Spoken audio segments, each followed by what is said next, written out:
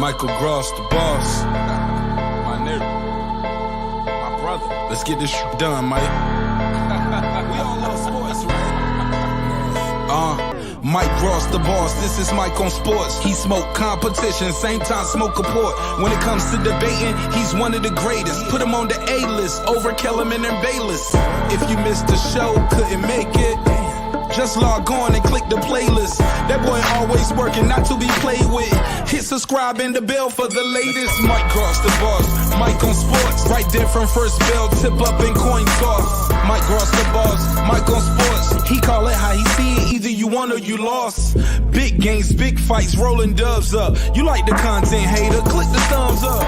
Cash app, super chat, go all in. But do your research first before you call in.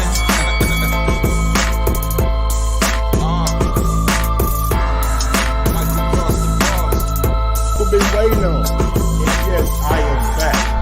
I am back. I am back. I am back.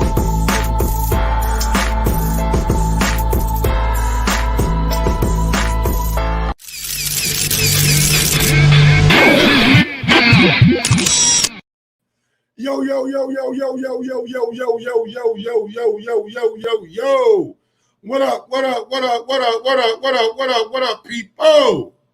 Welcome back to another edition of Mike on Sports. I'm your host. I go by the name of Mike Grouse, man. Big up, big up, big up, big up, big up, big up, big up that 501 and that 317. Y'all know how I get down, baby. Little Rock, Indianapolis, we back, he back, she back, they back, and I'm in the motherfucking building. Yes, sir. How y'all doing today, man? Hopefully everybody having a glorious Tuesday, Wednesday. Well, I forgot what day it is. Today, Wednesday. Hopefully, everybody having a glorious Wednesday. You know what I'm saying? I know my Wednesday's not going too bad. For everybody out there, I just put my new channel in the chat. It's called Mike on Boxing. Mike on Boxing. That's where I'm going to be putting a lot of the clips from the shows up and things like that. But yeah. Go check out my new channel, man, Mike on Boxing.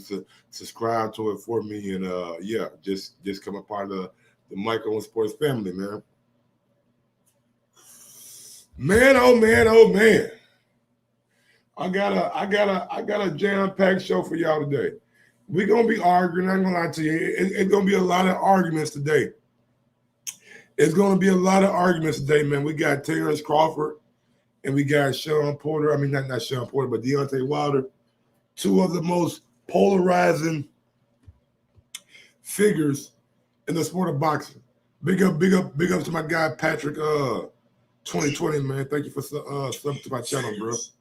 I appreciate it, man. Yeah, I need everybody to go subscribe to Mike on Boxing. Go subscribe to Mike on Boxing, man. We trying to get to 100 subs. Then we're going to try to get we're going to try to get to goddamn 1,000. So y'all go subscribe to Mike on Boxing. What's going on, Strapped Up Sammy? What's going on, Vince? Born. What's going on, Vince, man? Salute to everybody out there in the chat, man. Go ahead and speak, man. In the chat, I'll speak back. From now on, I'm going to try to speak to everybody in the chat. I'm going to try to speak to everybody in the chat. Sturdy Mugger Boxing, what's good? What's good? Are we gonna talk about the Sturdy Mugger? We're gonna talk about. I'm gonna just give you a quick glimpse on the second part of the show.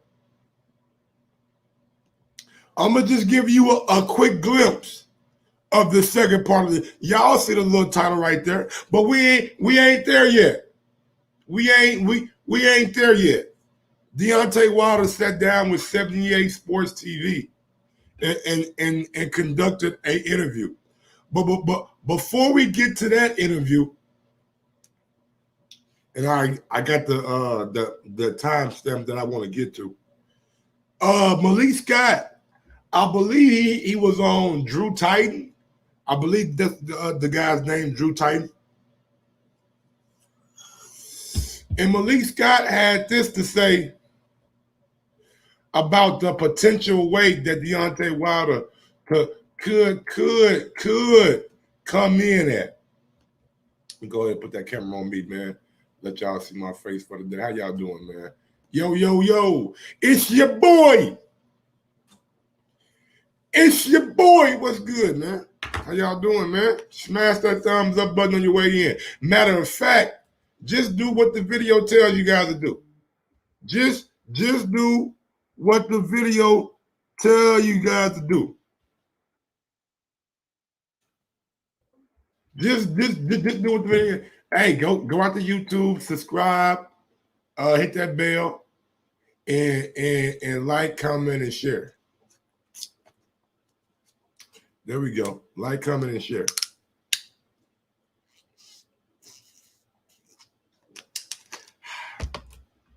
Now let's get out to Malik Scott. Let's get out to what Malik Scott had to say. Oh, Malik. How you? What weight should Wilder come in to fight Malik? All right, let me let y'all hear from the man himself, the new head trainer of Deontay Wilder.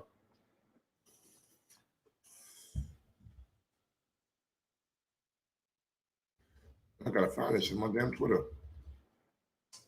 John already had it up, but it's all good. It's all good. Here you go, right here. Here you go, right here. All right, me. Click on that. What was it? 30, 28? What was the last? All right, that pause that. We're gonna pause it. We're gonna make it big. We're gonna turn the volume down a little bit. All right. This is Malik Scott talking about the weight Deontay Wilder should possibly come in the trilogy fight at. Let me go ahead and put this banner up because I want to know y'all opinion. I want to know y'all opinion. I need the interactions. So y'all let me know right now in the chat what y'all think about the proposed weight Malik Scott says Wilder should come in at. Let me push play. I'm gonna volume my way up. Make sure we can hear this shit. For Fury, the last one. What was it? 30, 28? 30? What was the last week for the last fight? Whatever it was, it's going to be a few pounds heavier than that. Expect Deontay to come in almost 240, something like that. 35, something like that. It's going to be good, man. It's going to be real good. Wow. This fight for Fury, the last one. So there you have 30, it. Malik Scott. What was the last week? Malik Scott saying that Deontay Wilder possibly gonna come in the ring weighing upwards of strapped up Sammy. Mike, quick question. Do you ever go to the park or a gym to get some shots up? Every once in a while, strapped up Sammy. Not as much as I would like, you know what I'm saying? Because me and my girl kind of a little separate right now, but and when come January, February, I'll be moving back to Arkansas. So that means I'll be back in my element around my people. So I'll be going to the gym a lot more, getting shots up. And I'm gonna have me a home gym too. See, my goal for the house that we're gonna get is in about a year's time. I'm gonna get a basketball court put in the backyard. And no matter if it's the garage or carport, I'm gonna get a heavy bag and I'm gonna be doing some workouts, and I'm gonna start live streaming me working out on the heavy bag every morning for like an hour, probably like for like 10 to 11. Y'all see me on the heavy bag coming up next year. I got some ideas, you know what I'm saying? So yeah, man. Sometimes when you get up in the morning and y'all just want to like. To me, the goal for the show that I want to do when I'm hitting the heavy bag is just people asking questions. People asking questions, you know what I'm saying? I want to get to where I can talk to people and they just ask questions while I'm working out an hour every day. So there you go. All right, Sammy, man, look, bro. Whenever, if you ever come to Indianapolis, man, just hit me up, man. Shit, we can meet up somewhere. Or we can go to the park, smoke one, and shoot around. Don't matter, Sammy. You know what I'm saying? Just hit me up. What's going on, hey, McKinney? What's going on, Straight Drop? Salute to everybody out in the chat coming in. Smash that thumbs up button on your way in, man. Smash that thumbs up button on your way in. Now, Deontay Wilder come in the ring weighing 240 pounds against Tyson Fury. Kush the Greatest, what's good? Is that a smart game plan? I mean, look, he came in at 228 last time, right? He came in at 228, 230-ish last time. That evidently, you know what I'm saying, wasn't enough for Fury. Fury was able to push him around the ring and pose his 6'9", 270 body frame on Wilder. So maybe Wilder does need to come in a little bit heavier to give him more mass to deal with the likes of Fury. The only worry I got, I believe the only time that Wilder came in heavy,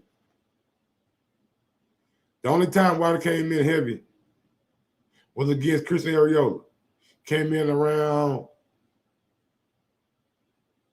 230-ish, 235.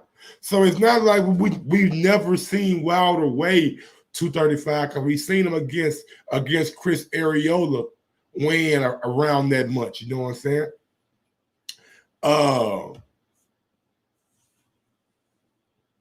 And I mean he looked good against Arreola. He was whooping Arreola ass.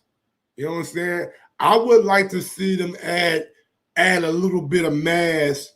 You know what I'm saying? I want to know what kind of leg training they're doing. You know what I'm saying? Are they popping out the legs? Are they trying to make the legs stronger? Are they making the quad stronger? Are they making the hamstring stronger? Are they making the calf muscle stronger? I think and I don't know how you add. How do you add weight to your lower body? Can you? I mean, I know you can tone your lower body up, but can you essentially add weight to it? And I ain't talking about no cosmetic surgery with what these girls be doing, injecting that fat in their ass. I'm talking about working out the right, proper way. Can it be done?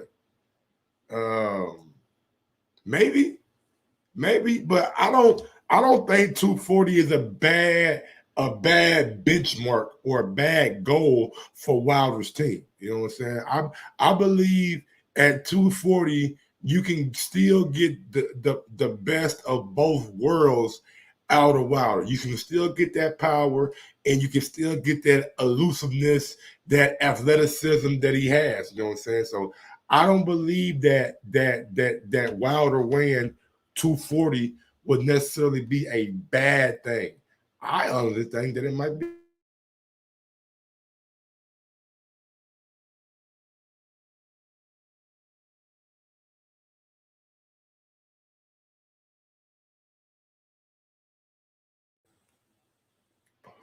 Sorry about that.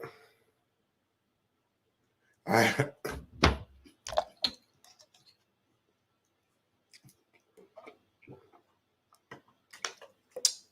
had to change my Wi-Fi to internet.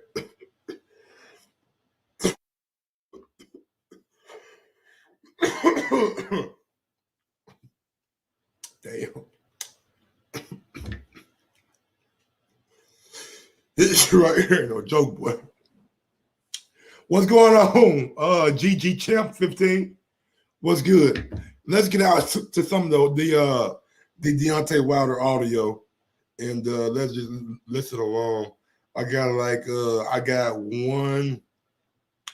got four. I really got 5 segments that I want to listen to, but I'm gonna start with the first segment.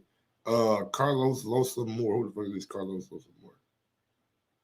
Press the like button for you. This is my okay. Oh, okay.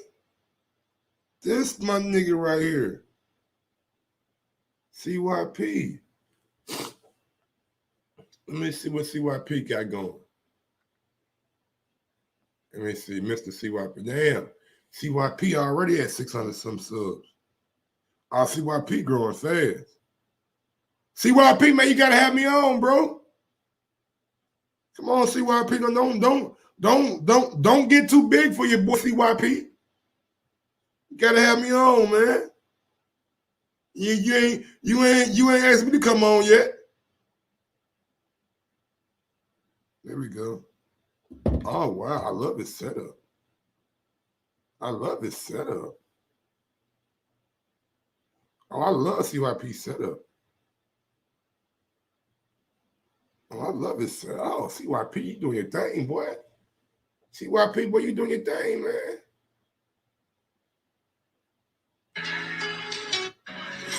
Mr. CYP. You can call me CYP. There's a lot of men. We start this. I like this, man. You need to get off his show. If you're afraid of a man telling you you're average at best, get off his show. Mother, you're doing the best. Being accountable. And that's why I like Carlos. See how I go off on rant sometimes on Instagram. I bring her up. But one thing I look and get upset and be emotional. All those good things that make for good YouTube at the same time. I like it, CYP. I like the setup, bro. Look at my name and avatar. GG Champ 15. I can't look at your avatar, bro. Well, what's going on, El Chapo? What's good, my friend? I'm sorry, y'all. CYP had sent me a message, man, and he was telling me about a new YouTube channel. And I just seen it. I just seen the setup. Like, the shit looks good, nigga. I can't wait till I move and I get to have my camera back there a little bit to where y'all like, hey, man, it's your boy MG, man. What's good? You know what I'm saying? I'm here with y'all, baby. You know what I'm saying? How y'all doing today, man? But let's get out to the audio right quick. Let me see. 115. 115. There we go, right there. All right, Deontay Wilder. Let's go. Trained very hard, as we always do, and I was ready to go. I was ready to display my talent to the world, and you know, just tired of the lies. You know, that's all it is, lies, and that's what I believe, and a lot of other people do too. The whole world believes it's nothing but lies, and it really sickened me to hear that because so many people have died of COVID. You know, I done had people I've known had family members to die of it. So what Deontay Wilder is talking about, he's talking about Tyson Fury saying that he had COVID. Now, from the sounds of it, Deontay Wilder is not a believer in Tyson Fury having COVID. I mean, look now. Look, I'm gonna be 1,000% real with y'all. There is no way to prove that Fury did not have COVID.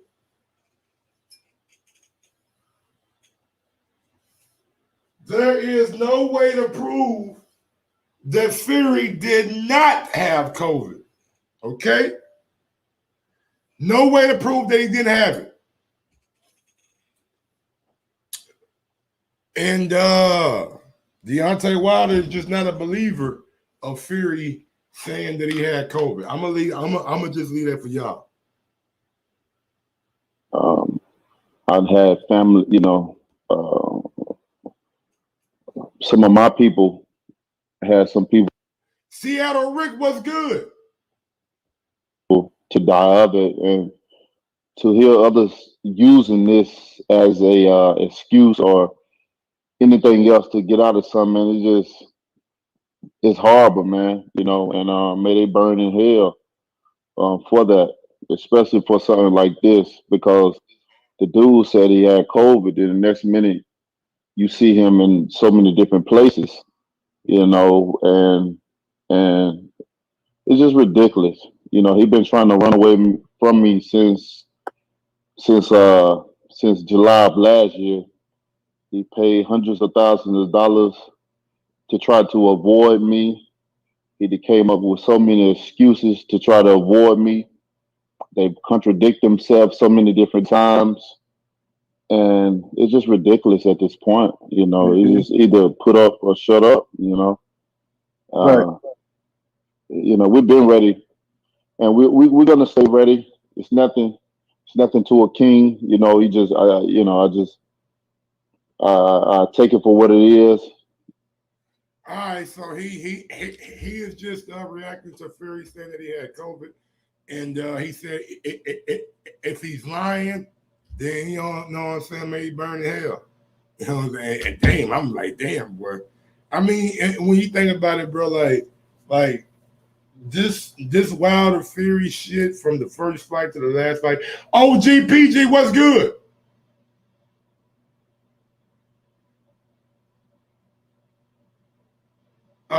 So it's like these guys got bad blood. And I ain't gonna lie, these last year, 2 years, 3 years, Retro for Life 79 boxing was good. It has been absolutely wonderful for the fans. Tyson Fury and Deontay Wilder have given the fans so much content, so much to talk about.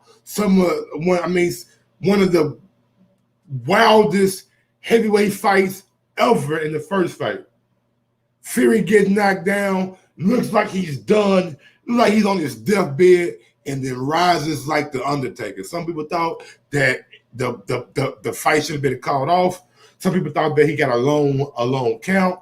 Then Fury comes back in the second fight and wins. Then we get all this controversy. Wilder said Fury did this. He said he did that. You know what I'm saying? And then we have some visual evidence that looks like something could be wrong. So I mean, the Fury and Wilder fight, press conference, interaction on the internet, the fanfare has been absolutely great for the sport of boxing. I'm just saying, I'm here to tell you, Wilder Fury. I mean, think about it.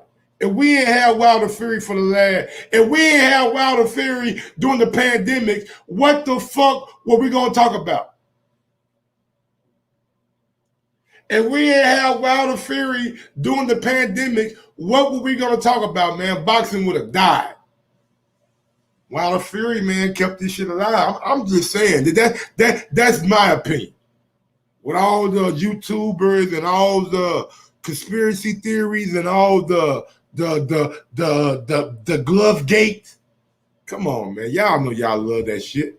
Y'all know y'all was right there, either on one side or the other side, trying to plead your case.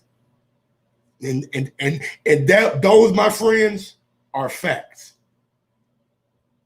Think about it. You know, they had their greatest chance back in July. At this point in time, is no stopping me. Right. I'm on a mission.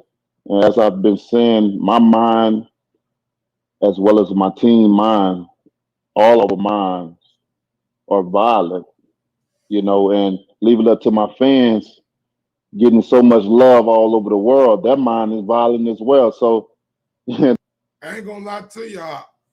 I said that from the jump. Fury giving Wilder more time with Ralphie Dawkins Comeback Radio. What's good, man? Y'all go follow Ralphie, man. He's a UK guy. And y'all know, man, he got his point of view, but Ralphie's a good guy, man. B-Dog, what's good, my brother? What's good, homie? Yeah, man. So I said this a long time ago, man, with Wilder and Malik Scott getting more time together is only more dangerous for Tyson Fury, in my personal opinion. It's only going to be more dangerous for Tyson Fury because PGH, Big Dog, what's going on, Big Dog? You give a trainer and fighter more time to really get that trainer-fighter relationship and bond down, to get that communication down, to get what the trainer actually wants out of you. That's why I like to see, like today, I was strolling down the internet, and I saw, let me see, can I find the video right quick? I know it's a quick segue. I just want to see, can I find a video?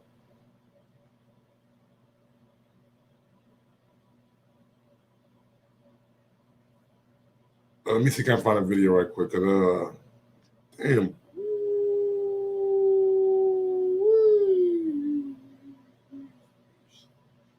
Okay. Buddy McGirt. Buddy McGirt boxing. Let me see. That's it right there? Yeah, that's it right there. All right. All right. Bam, bam, bam. Got the video that I want to find. Give me 30 seconds, y'all. I'm gonna run this video right quick, and I just want to show y'all what I mean. That's why I respect what Caleb Smith is doing. He's with Buddy McGirt now, right? And instead of rushing into a fight, instead of, you know what I'm saying, going right into a fight, he's getting down that trainer and fighter relationship with Buddy McGirt. He's getting down that communication, that verbiage to know what Buddy McGirt wants out of him. And in this video that I'm about to play, you guys can see just that. 7 years now.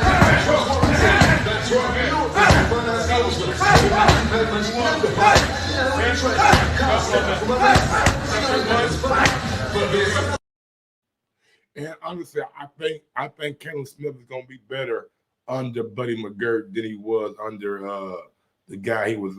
I forget the guy's name that he was under, man. Joe Gallagher. I think he's gonna be better under Buddy McGirt than he was under Joe Gallagher. But back to Wilder. He got the new strand of COVID, Delta Alpha, whatever the fuck. To suffer the consequences, the penalties that's been set for. If he don't fight, then pay me what you're supposed to pay me, and then you have to give up that belt as well. So it's a win-win situation for me. It's a lose-lose situation for him. And I just wanted to get to that right there. So Wilder's saying if Fury does not fight, then he has to give up that belt and pay him. And what I heard earlier from Fury, let me just play it right quick. What I heard earlier from Fury, now I don't know if Fury's out here over-exaggerating. I don't know if Fury's out here over-exaggerating, but he's saying that it was it was damn near $80 million that he could have gave up. Hold on, let me see. Very optimistic about that AJ fight happening. All of a sudden, it's my fault. I don't want to fight because I'm a shithouse. Please. I fight him on here now, flattening. I'm going to call him a chicken nugget. Why chicken? Prime. He said he wants you now. How can he have me now if I've got a rematch with Wilder? Do you know how much the suing case was if I don't fight him? $80 million. Even if you give me your belt, would you? No, it's not the belt. I could go out with the belt. Bang. I have 3 years out of the... 80 million. Let me run it back for y'all right quick in case y'all ain't here. So Fury has to fight. And I'm jealous. I'm not optimistic that the fight will ever happen. Joshua's fought not one heavyweight in his prime. He said he wants you now. How can he have me now if I've got a rematch with Wilder? Do you know how much the suing case was if I don't fight him? $80 million. Even if you give me your belt. $80 million for Fury not to fight Wilder. So honestly, man, I don't know if he's exaggerating, but this fight has to go on. This fight has to go on. There will be severe penalties for Fury if he decides not to fight Wilder. You know what I'm saying? So we'll see how it plays out. But let's get to the next sound bite that I got up. Let me find it right quick. 9:35. 9:35. Let me see what 9:35 is.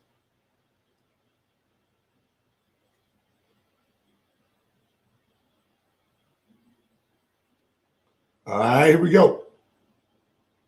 I should have brought Malik on as on the team as the head coach a long time ago. But I didn't want to step on anyone's toes, nor did he wanted to. So every time I had camps, he would always come and visit. He would always travel down to check it out, to give his opinion about certain things, and he would bless the camp with his presence, and he would leave, and then I would see him again when it's time for the fight. The week of the fight, we will all be together. So it's just a blessing what had happened to me on my last outing. It really is. When I sit back and look around and I think things over. See, I can chat shit, get bang, what's good? See, I can appreciate that, right? Because sometimes Even when you take maybe your worst loss of your career, right? Even when you go out there and you don't perform the way you need to perform. Some guys would wallow in pity and feel bad for themselves. Some guys would do what Wilder did and reflect. Reflect on what you did wrong. Reflect on what went wrong in that fight. Reflect on things outside of the fight that you can possibly change and make your situation better. And that's what Wilder did. He reflected. He came up with a plan. He got rid of some guys in his camp, some people around him. He brought in a new head trainer. And now he feels like he's in some of the best shape of his career, some of the best shape of his life. And now he's doing things that we normally didn't see him do. So, and I get this from Jay-Z. A loss ain't a loss, it's a lesson. And if you can learn from that loss and build upon that lesson, then you'll get better. You'll get better. You'll get better. Look, man, look. Jimmy chat shit get banged. Just because he didn't acknowledge it to us, don't mean he didn't acknowledge it to himself. He's telling you right there, he's telling you from 78 Sports on, he's telling you that he reflected on what he did wrong. He reflected on the worst loss of his career. What else do you want from the man, chat shit? You want him to come out to me and you and say, man, look, fans, man, I went back and I thought about it, man, and I'm gonna fix this shit, man. I can't. No, he ain't gonna do that. When you are a professional athlete, that's not how you go about coming back from defeat. You ain't hear Kobe say shit about the Pistons when they beat them. You ain't hear Kobe say shit about the Boston Celtics when they beat them. What Kobe do? What Kobe do? Got his ass back into that film room, watched the film. Got his ass back on that court and perfected his skills. And then what happened the following year? Beat the Magic. Then came back and beat the same Boston Celtics team that beat him the year prior. What did LeBron do when he lost to the Mavericks? Did he come out and say, man, no. Came back next year and whooped the goddamn Thunder ass.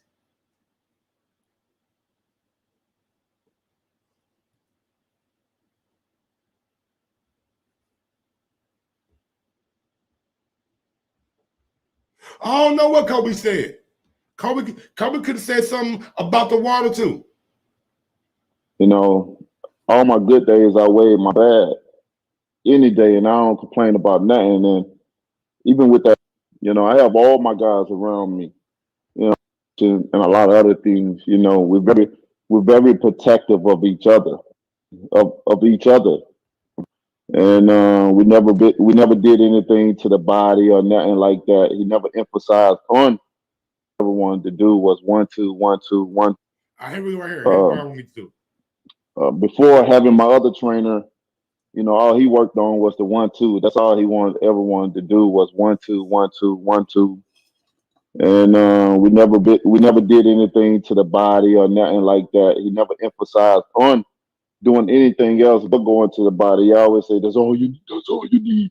That's all you need. 1, 2, 1, 2." You know what I mean? And but with Malik, he bring everything out of me. It's not that I didn't have the skill and ability to. So Wilder's saying that his previous trainer never really emphasized going to the body. Never really emphasized anything other than a 1, 2, 1, 2, 1, 2, 1, 2. And when you look at Mark Breedless, past boxing, that's what he was famous for, is the 1, 2. Real quick, man, if you don't know, I do have another YouTube channel called Mike on Boxing. Please go ahead and subscribe to that YouTube channel. I just put the link to the YouTube channel in the chat. And while you're doing that, do me a favor. If you're watching me right now, smash that thumbs up button.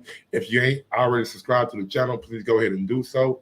You can go out and hit that subscribe button, hit that bell, like, comment, and share this video. I appreciate it. So Wilder's telling you that Mark Breland never really emphasized going to the body. That Mark Breland wasn't the one saying, but Wilder, you need to do more body work. You need to do more body work. You need to do more body work now. I know what I know Mark Breland maybe has a different take on that, but we're not hearing from Mark Breland right now. We're hearing from Deontay Wilder, and he's saying Mark Breland never really emphasized body work and never really emphasized anything like that.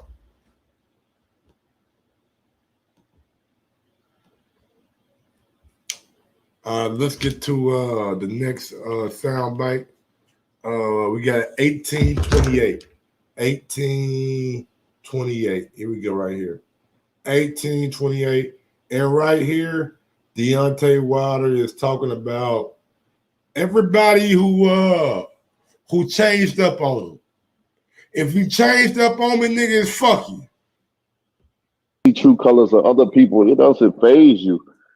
They just only revealing what you already know or what you was waiting on. It's already confirmation because certain things, especially when people jump ship, you already like people understand. I feel energy, man. That's why I don't mess with too many people.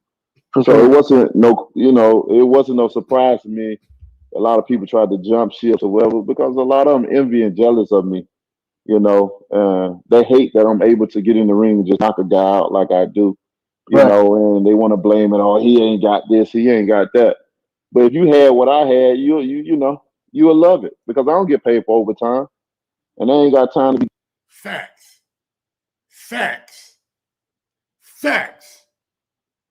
If any boxer out there had the power like Deontay Wilder, they'll be as cocky and as arrogant sometimes as Deontay Wilder is. When you done knocked out 40-something plus men in the ring, and you're only in the prime of your career, that comes with a level of, and y'all know how we do. Y'all know how human beings are. Sometimes we like to toot our own horn. Wilder ain't no different. He's human. He has emotions like you got emotions. But if any boxer had that kind of power, then you already know what it is. You already know what it is, man. Y'all, man. I get frustrated sometimes, right? I get frustrated sometimes, like these dudes don't these dudes wouldn't be the same. Man, I don't know. Funny. Get in there and try to, get my head hit and beat all over the place. When I get out of boxing, I'm gonna be looking good and I'm gonna be sounding good, just like I am now. We're building for generational wealth, and a lot of these guys, they hate that I'm able to do the things that I do. Don't hate me, hate God. He blessed me with it. But damn, that's a bar right there. That's a bar right there. Now, Vince will Vince Valburn. Only thing you gotta do is go to the link that I'm putting in the chat. Go to the link. Just click on the link that I just put in the chat, man, and you should take you right to it. Just go to the link that I just posted in the chat, and it'll take you right to it, man. Let me see. Did the link show up right, or did it not show up right? Let me see. Post it in the chat. Yeah. The link that I just posted, it'll take you right to it. Michael Unboxing. I got 5 subs right now. Let's go and try to make it 10 subs today, man. Then we're gonna make it 20 tomorrow. You know what I'm saying? Everybody who watching me right now, man, please go subscribe to Michael Unboxing, bro. I appreciate it. You know what I'm saying? And hit that bell. Hit that bell. Yeah, man. Let's get to back to the audio. At this point in time, they're really gonna hate me, because I'm. It's nothing they can do. They can hate. They only keep me relevant. They don't really have to worry, but they have to worry about others. This and that. And let's get to the last soundbite that I got for this right here. Last soundbite gonna be coming at 24:55. Let me find 24:55 right quick, and that'll be it for the Wilder. And you guys can watch the full interview on 78 Sports TV. Now, 78 asked him about drug cheats, and we all know Wilder has had a strong stance about PEDs in boxing. A very strong stance about PEDs in boxing, man. As he should. But let's get to it.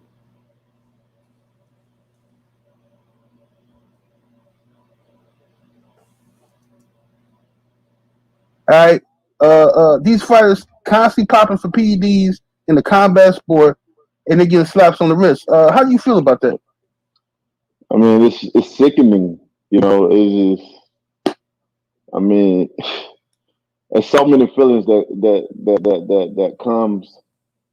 You know, when you talk about people cheating, especially in this sport, I mean, and certain people in this sport allowing them to do so. You know, it's pathetic, man. And the cowards, all these fighters taking these PDs. You're a coward. You are a coward. You know, and it's pitiful that you have to take something to make your body do something that it don't even supposed to do, just so you can feel some type of superior feeling to get in the ring. You know what I mean? If you're scared, you need to get out of this sport. You know what I mean? That's just bottom line. If you have to take something to enhance your body, do something, you need to get out of this sport. I'm making my money. I'm feeding my family. You know, it's sad, man. This is a Yeah, man. Yeah, bro. It's sad, man. It's sad. I got some no, I'm coughing, nigga. I got some northern lights. Northern lights, man. That shit got me, boy. I'm telling you. Nigga, that shit got me, nigga, my eyes. I know what it was, nigga. I took too big of a pool. I took too big of a pool, nigga. That shit got my eyes low, boy. Ooh-wee. Nigga, that pool, nigga, that was the pool from down under. You feel me? Nigga. What's going on, Kenneth? What's going on, Mark Nair? What's going on cooking with CER Senior? But yeah, man, like PEDs, there is no place for PEDs in boxing. There's no place for PEDs in boxing, man. Like let's just keep it a buck, bro. Like the shit that happened the past weekend. D Nice, what's good? The shit that happened the past weekend with Oscar Valdez is disgusting. I mean, it just ain't no other way to put it, man. It's just simply disgusting, man. And I'm not a fan of what went on. KD DR7989, what's good? And they shouldn't have allowed Oscar Valdez to fight. And honestly, man, we need some baseball type penalties for guys who test positive for PEDs. No place in boxing for PED users. gladiator sport, you know, and all these guys taking these drugs, man, they don't care. You know, they don't care. Long as you know, long as they're able to fight and no serious consequences is done to them, and they don't care, man. You know, they're happy looking in the mirror and say, "I won," but you cheated. You know, they don't have no feelings towards that, and it's all about money. Boxing is all about money, man. It seems like the other, you know, the people that have. That's true, man. Boxing is all about money, man. Boxing is all about money. But I mean, Wilder can say no better, man. These dudes look in the mirror and say that, hey, I'm the best, I'm this, I'm that. But at the end of the day, man, it's just like, are you? Even though you got in the ring, even though you did that, even though you did this, are you? Are you the best? The best in the world? Nah, I mean, maybe. I mean, maybe. I mean, nah. I can't call you the best in the world. I'm gonna let you call yourself that. I'm gonna let you call yourself that because the sport allows you to. The sport don't give a damn about who, when, what, why. You know what I'm saying? The sport of boxing only cares about money. The sport of boxing only give a damn about the bread. And that's simply what it boils down to. That's simply what it boils down to, man. They doing things like this, and like I just seen like something that said Oscar Valdez got dropped out of the rankings or whatever for ESPN because of his failed drug test or whatever. But nigga still he still fight though. You know what I mean? He still got his belt. So y'all dropping him out of the rankings until he get clean. I mean, that don't mean nothing to me. That don't mean nothing to me. So look, what I'm gonna do is Deontay Wilder said, Malik Scott saying Deontay Wilder gonna come in at round 240. Y'all heard from Deontay Wilder. If you guys want to call in, see there we go right there. Mark Nash calling in right now. Well, why can't I hear it? I don't know. Mark Nash, what's good? What's good, Mike? How you? Nah, man, just chilling, man. Just chilling. How you doing? Man, I'm blessed, man. I'm happy to be here, man. And I'm happy to be a part of this great conversation you're having. Thanks again for taking my call. Before I jump on that Wilder situation, as far as him being 240 on fight night, I got to go back and hear the whole interview. I didn't see the whole thing, but I wanted to speak on what you was talking about with Oscar Valdez, if I may. Go ahead, do you think? My G, why did they give him probation? I never heard of that. I've heard of people getting suspended, you get stripped. I've heard of guys being able to fight, but also even if you fight, you don't win the belt back. Like the other guy can win the belt, but you can't win the belt. You get what I'm saying? You got to work your way back up. You can get it on your next fight, like with Benavidez with the cocaine and things like that. You know what I'm saying? I've heard of that before. Now they said this. Let me ask you that first. Why was he given probation if you did nothing wrong? Because you don't get found not guilty and get probation. You don't get acquitted and get probation. So can you I'm saying you might inside the industry insider over here. Talk to me, Mike. Why did that go down? If you want just the most raw, honest answer, WBC looked out for Valdez, in my opinion, because he is a part of Team Canelo. The WBC adopted the water rules for clenbuterol after Canelo popped dirty, and the water rules said that the allowed clenbuterol, you know what I'm saying, was the water was like the levels were more allowed than what VADA allowed. So they adopted the water rules for clenbuterol since, Canelo got popped dirty for that shit. And then they went back and did the exact same thing they did for Canelo and Oscar Valdez. They just didn't do it after the fact. They did it during the fact. They went to WADA instead of VADA and adopted the WADA rules for phentermine, and it was allowed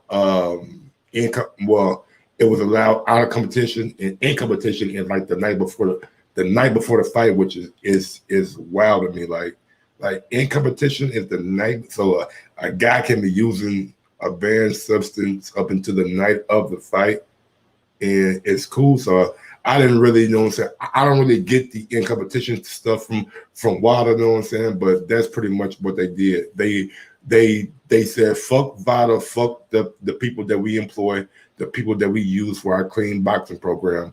We're gonna adopt the WADA protocols, and the reason they did that to me is they are chummy with Canelo and Team Alvarez. Let me ask you this: what do you think we can do to clean up the sport? Like I hear a lot of people saying we need one governing body like baseball, football. Because I get it, the buck has to stop with somebody, correct? But I had an idea, and I want to know your opinion on it. You know how they have these uniform sanctioning body rules for championship rule fights? No standing 8 count. Only the ref can stop the fight. You know what I'm saying? If the fight is stopped by a headbutt or cut, but this time we go. You know what I'm talking about, Mike? Yeah. So with that same mentality, you guys can have a uniform rule as far as the usage of these things and what you can and can't use. So and I think the suspensions need to be heavier. When you take about 3 and 6 months, that's what time the guys usually take in between fights anyway. So if I suspend you in May, yeah, you ready to fight on the Mexican Independence Day. You get what I'm saying? You ready from May to September or October. You get what I'm saying? You are good. Like, I think it needs to be a fine.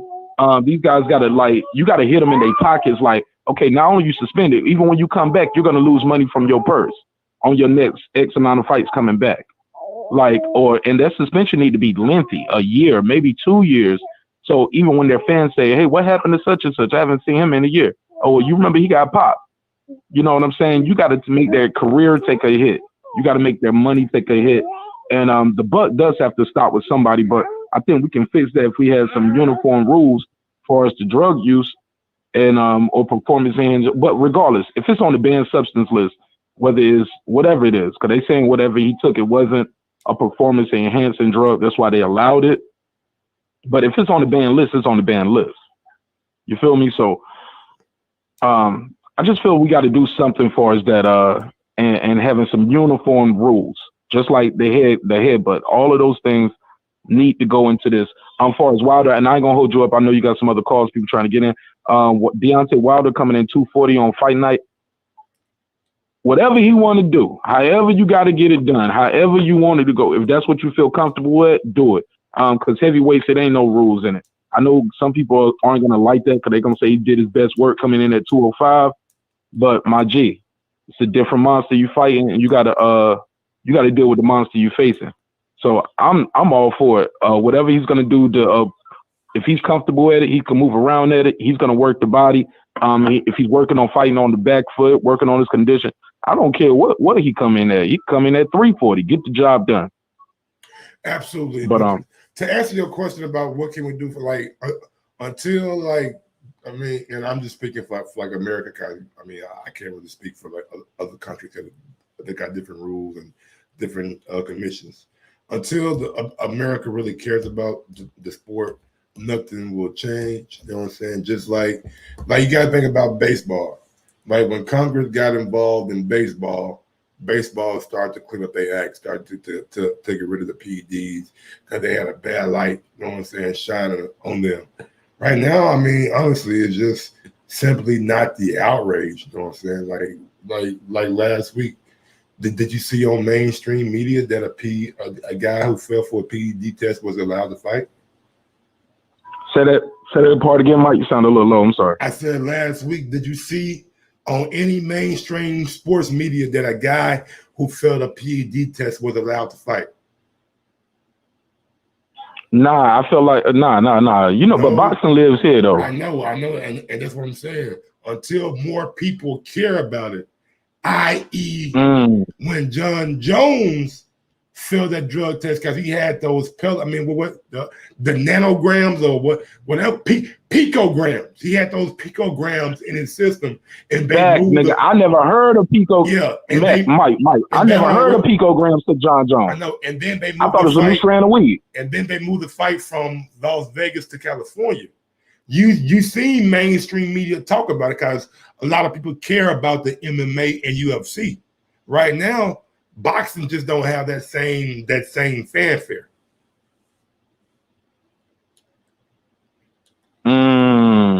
That's a good point because I ain't gonna lie, I never heard of nanograms and picograms. That's just a fact, you know what I'm saying? Until Congress care about it and until people really care about it, the sport is gonna be the wild, wild west until the day is done. You know what I'm saying? But Mike, we just had a sister named Jeanette, 18-year-old Hispanic sister. She died from injuries in the ring. Is it gonna take people somebody gonna have to kill somebody in the ring? Got to assault them in the ring with the PEDs? What is it gonna take? Because we shouldn't even be talking about egg weight, spike water, guys coming into the ring. Yeah, he popped, but he didn't pop. It was off. Like, he can take whatever he's taking up until this day of the weigh-in or the fight. Well, why is it on the list at all then? Man, like, those things need to be addressed. A lot of shit is retroactive, just like the 9/11 shit. It was, nigga, back in the day, nigga, you could fly with anything. Nowadays, because of 9/11, they checking you up and down. They checking your bags. They putting your ass in that little thing. The shit spinning around, making sure you ain't got nothing on you. So a lot of shit is just retroactive, bro. A lot of people act after the fact. You know what I'm saying? And that's what I mean. And that's just the world, bro. Like, that's just not. It's not just boxing. Like, it's gonna take some kind of travesty to happen.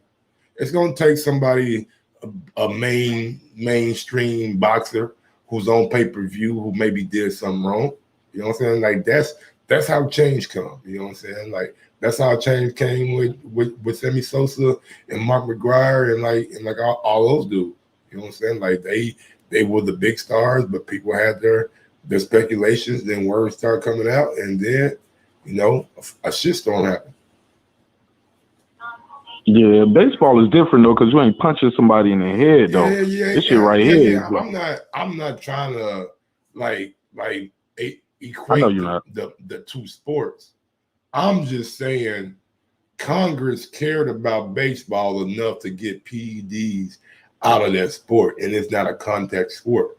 Why doesn't Congress care enough about boxing to get PEDs out of boxing? And it is a combat sport, simply because not that many people care about the sport of boxing on a mainstream level. That's all I was trying to, you know what I'm saying, a picture that I was trying to paint.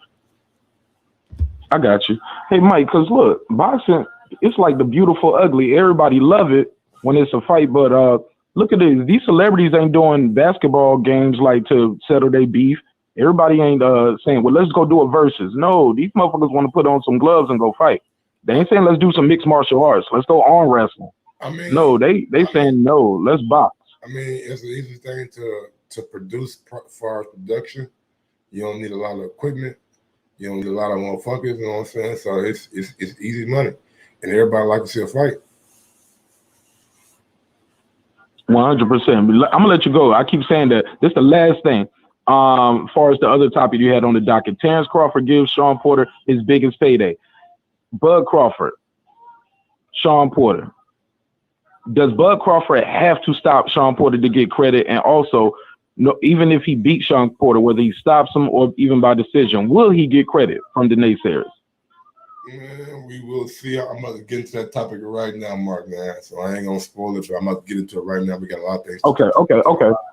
I saw your eyes look up. You smirked a little bit, like shit. Hold up. I thought you like this nigga Mark that's been going through my notes. No. But yeah, man, it's gonna be fun.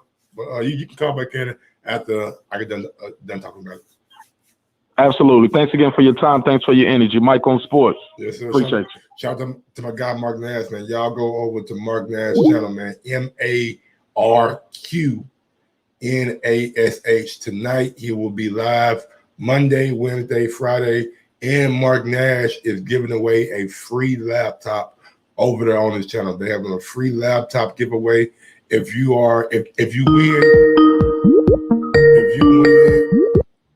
win and you are international, then you can get the laptop, but you have to pay for shipping.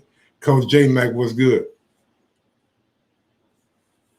Not much. What's up, Mike? Man, you know I'm just chilling, man, trying to make $1.15. How I sound? You sound good. You on the road? Okay. Yeah, I'm just checking my mic, making sure it's clear. Drive safe. Nah, brother. man. What's the topic about? I just heard you talking to. I forgot to do. Martin, yeah, like we first one was Wilder, you know what I'm saying, coming in at 240, you know what I'm saying. That's what Malik Scott, you know what I'm saying, alluded to on Drew Titan's show. I seen the clip on Twitter, and Wilder just was talking about Fury and if Fury did or didn't have COVID, and then he was talking about if Fury doesn't fight, then he has to still pay him and give up his title. And then Fury was doing an interview with some guy over in England, and he said the lawsuit for him if he doesn't fight Wilder, like he could be sued for like $80 million or something like that. Now, I don't know if Fury was exaggerating, but that's what he said on that interview. And then we're gonna talk about Bud and Shawn here in a minute, but I ain't really got to it yet. Okay. I start off with the Wilder. The 240 thing, I'll be careful with that. It depends on where he put that weight at and what have you. I don't think Wilder should pick up that much weight around his shoulders. I don't think he should pick up that much weight around his upper back. It's just certain spots where they need to put that weight at and to be more like if they're trying to match Fury's overweight and strength, he needs to gain weight in his core or strengthen his core and possibly his upper thighs, his legs and stuff like that. Meaning just for him to have the endurance and the strength to push back and then balance and just be strong enough to endure the weight. How But do you do the that, thing about why J Mac? How do you?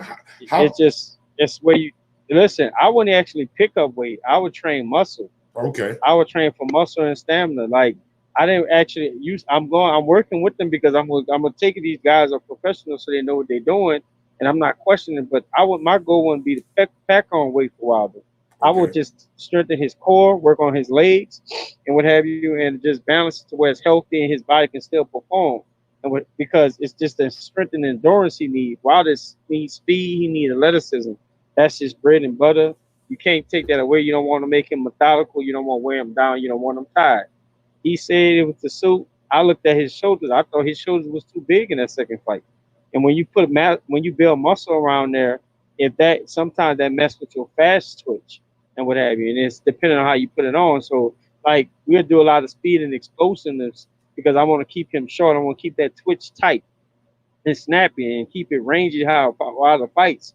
I don't want it bulky. I don't want it slowing down to where it's like its traps are bigger. So now it's longer, it's harder and stuff like that. He's gonna get tired a lot quicker, especially if he's not used to fighting like that. And Wilder, even though he is a big guy and stuff, he still looks like he's more slender. So I will keep him more traditional with his bodybuilding, on to focus on certain target areas to like just get him stronger.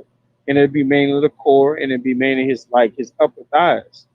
For as you said, oh, if they don't fight, they strip. I mean, Fury need to give Wilder his just due. It should be a third fight at this point. And we shouldn't be talking about nothing else. If Fury can't honor that third fight, come off that belt. And I'm gonna respect Wilder either less. I know the trolls gonna have their way with him, but the man didn't honor the agreement. It was supposed to be a contractual third fight. I think if it would have been anybody else other than Wilder, we wouldn't even be going through this circus shit that we've been going through for the last past months and stuff. People seem to hate on Wilder a lot, and maybe it is some of his crazy ass fans. I'm a fan, but I'm not a crazy ass fan. Do I see Fury winning this third fight? Very well so. Wilder got to adjust and do them things that he's working on. Them things he's working on looks good, but like I said, tell anybody, we got to see if he gonna be able to use it come fight night, or So hold on. is it more based? You say you got Fury winning, no problem. No. I say I can see how Fury wins this fight still.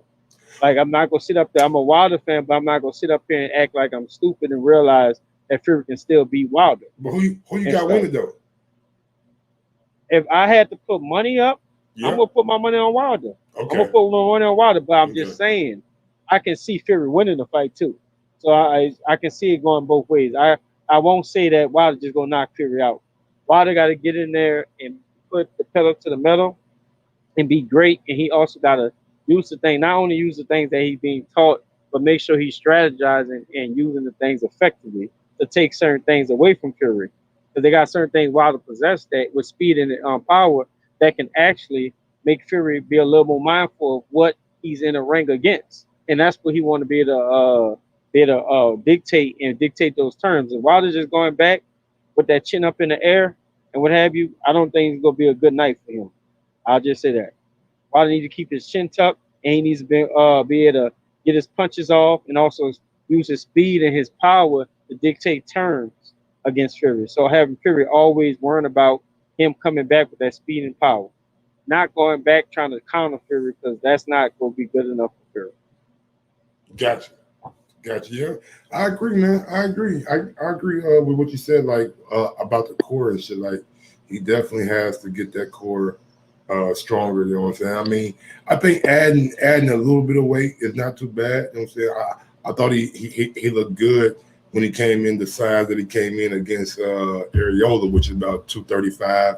You know what I'm saying? 240 area. So I just got to see how he looks with it, and if he looks fluid with it, then should be no problem. I just think he needs to make the investment in Fury's body. You know what I'm saying? You can't have a guy with a gut and love handles, you know what I'm saying, and you're not attacking it. You feel me? Right. And all I say with the weight, long as the weight don't slow him down and make him methodical. If it's weight that helps him stronger and it's explosive and fast, like I said, I just told you what I would focus more on. I won't put weight on him that's gonna slow him down. I couldn't do it. I mean, maybe if I had another guy that can show me how to be more productive with putting the weight on him, my goal would be keeping him fast and explosive. And whatever muscle he gained, is gonna be more for his strengths and what have you. I don't know about Wilder with his stamina and packing on weight that he can't carry around and fight productively. Did you have another topic? You Yeah. wanted me to go into that, Bud, yet? No, I ain't touched on it yet, man. You can call back in if you want to, no problem. But you said something else though. You didn't touch on. You said something else about Bud. Wilder talking about PED users, man. He was talking about Oscar. Well, not he wasn't really talking about Oscar Valdez. He was just talking about it in general that these guys take PEDs, knowing that they gonna get a slap on the wrist, knowing that they gonna be fighting 6 months later, knowing that they looking at they self in the mirror and really lying to themselves about being the best when they know they using something illegal. Let me say this about PEDs. However, I'm an advocate. I don't believe that they should be allowed to still perform. I don't care if it's more contact and you getting punched in the head. It's a case by case situation. I'm not about to sit up here and say this happened in this fight. Oscar Valdez didn't look like the PEDs helped. I'm not about to play that game because it's all about performance based anyway. And some dudes use PEDs to enhance. It's an enhancer anyway. Now, what you do and how you perfect the usage of that PED, it's up to you. Nah, but I'm not about to sit up here and say, well, if this guy can use it and it really don't work, well, we should not. Hell, it should not be used in at all. Like nobody should be able to get away with it. I don't care if it's Terence Crawford, my favorite fighter. I would hold his ass to the pole. You'll hear me come out the first line and saying, nah, man, the dude need to be about the sport. Only because I gotta stay true to that because you cannot. I don't think performance enhancers should be allowed. I think they should get down on it. I don't think people like Canelo should be able to abuse his privileges that he get. I think he should be called out on the bullshit and held to the cross behind it. It's just that simple. It's not. We shouldn't have to bring up cases and make argument points if it's illegal and you can't use it and it's a sports performance enhancer, be it to cut weight, be it for stamina, be it for mental focus, because a lot of that stuff actually is in that. Yeah, like Adderall. A lot of that stuff is in it. Yeah, mental focus stuff to build your mental focus so you can push harder and stuff like that. So that's what it's most about. It's not just about the stuff to cut weight. It's about the stuff they put in it to help your body last longer or be able to go hard and train harder. So I don't think nobody should be clear with performance enhancers in those sports. I think all this everybody using it, and if I don't think so, I'm tripping. Man, hell with all that. Catch the niggas and expose them. And once they expose, get them up out of here. And if you can't get them up out of here, give them some costly slaps on the wrist to where they're not gonna chance it. You got fighters fighting 2 times a year. That's a perfect time to be cycling in and out, and getting that shit up out you. Especially if you're the right type of dude and they got the right type of access, the right type of doctors and what have you. So I'm not gonna continue doing no theories because I really believe Canelo was pushing that fight back until he was clear to get that cycle about his ass. But I can't prove that. So, but I do think he's a cheater. But I do know he has failed 2 drug tests, an A and a B sample. So I'm tired of just saying this and that. But they should get more serious about these people with these drugs. About it. I agree, J Mac. But let me go ahead and get into this next topic, man. And like I said, you can definitely call back in, no problem. All right. Okay. Shout out to my guy J Mac, man, the 504 down to New Orleans. Yes, sir. So we know that Shawn Porter and Terence Crawford have been announced, and they will be fighting each other come, I believe, November 20th.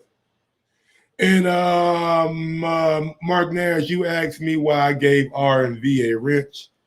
Well, the reason I gave R&V a wrench is if hey,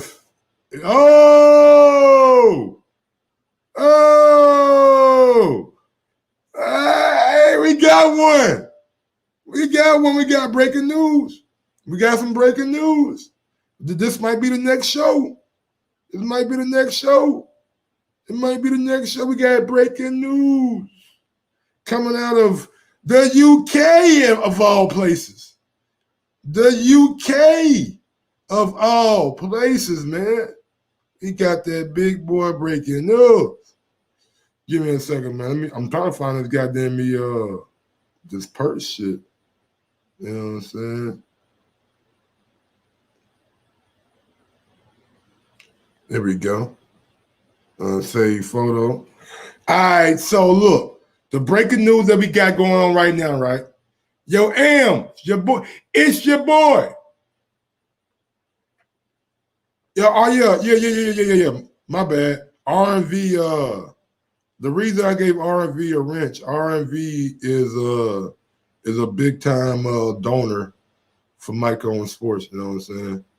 Anytime I really need something for the channel, I can hit up R&V and he'll pretty much, you know what I'm saying, he'll help me out and he'll help me get it. Now I don't hit him up all the time for something, you know what I'm saying. I don't do that. Like I don't abuse our relationship, but R&V is the guy that if I can show you guys, I can't show you guys, but R&V is the guy that got me this mixer.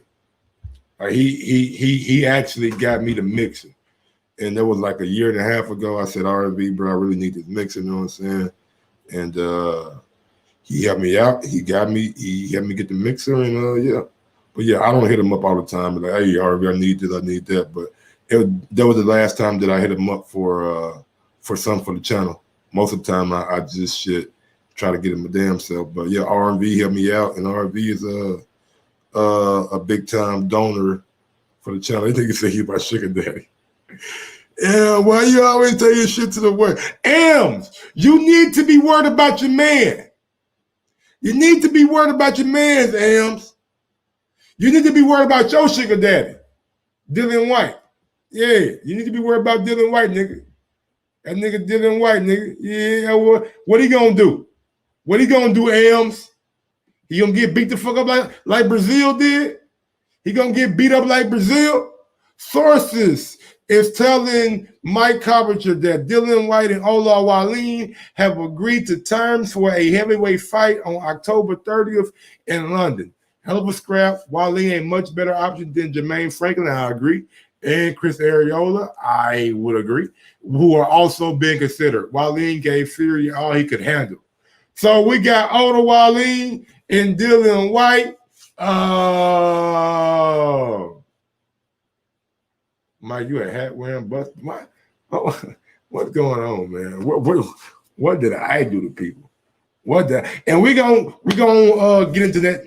That's gonna be a whole another show. We'll get into.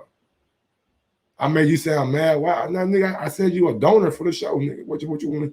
What you want to say, nigga? You a supporter? I mean, my bad, nigga. My bad for telling the truth. My bad for telling the truth, nigga. You know what I'm saying? My bad, niggas don't respect the truth no more.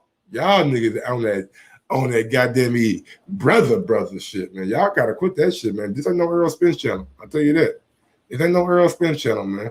So Terence Crawford is giving Shawn Porter his biggest payday to date. And the question that I have to pose. Is Terence Crawford turning into the cash cow of 147 pounds.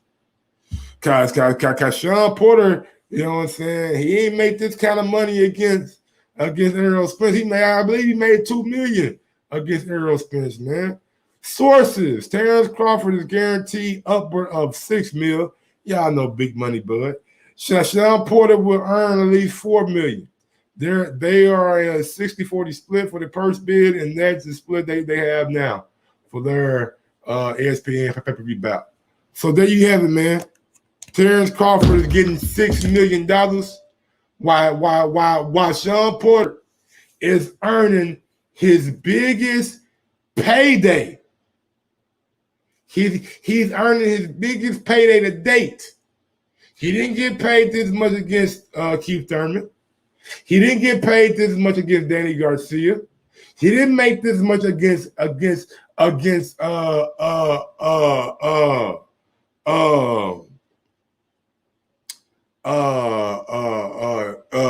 Spence Jr.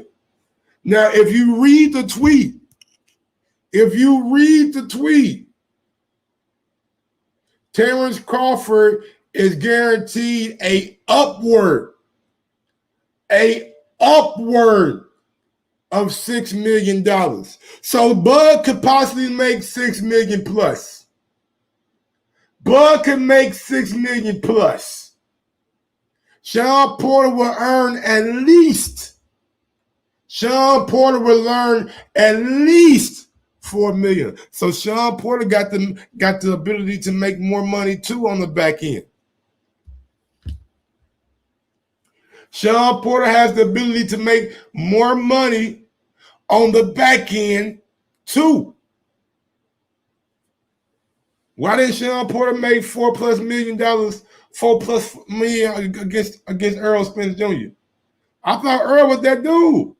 I thought Earl was the big money man at 147.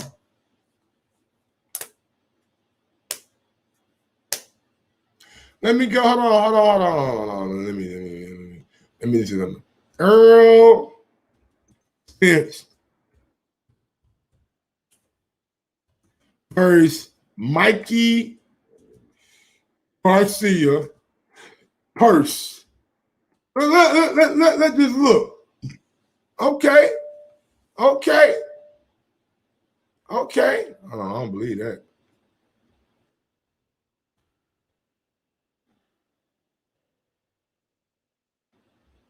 That's Forbes.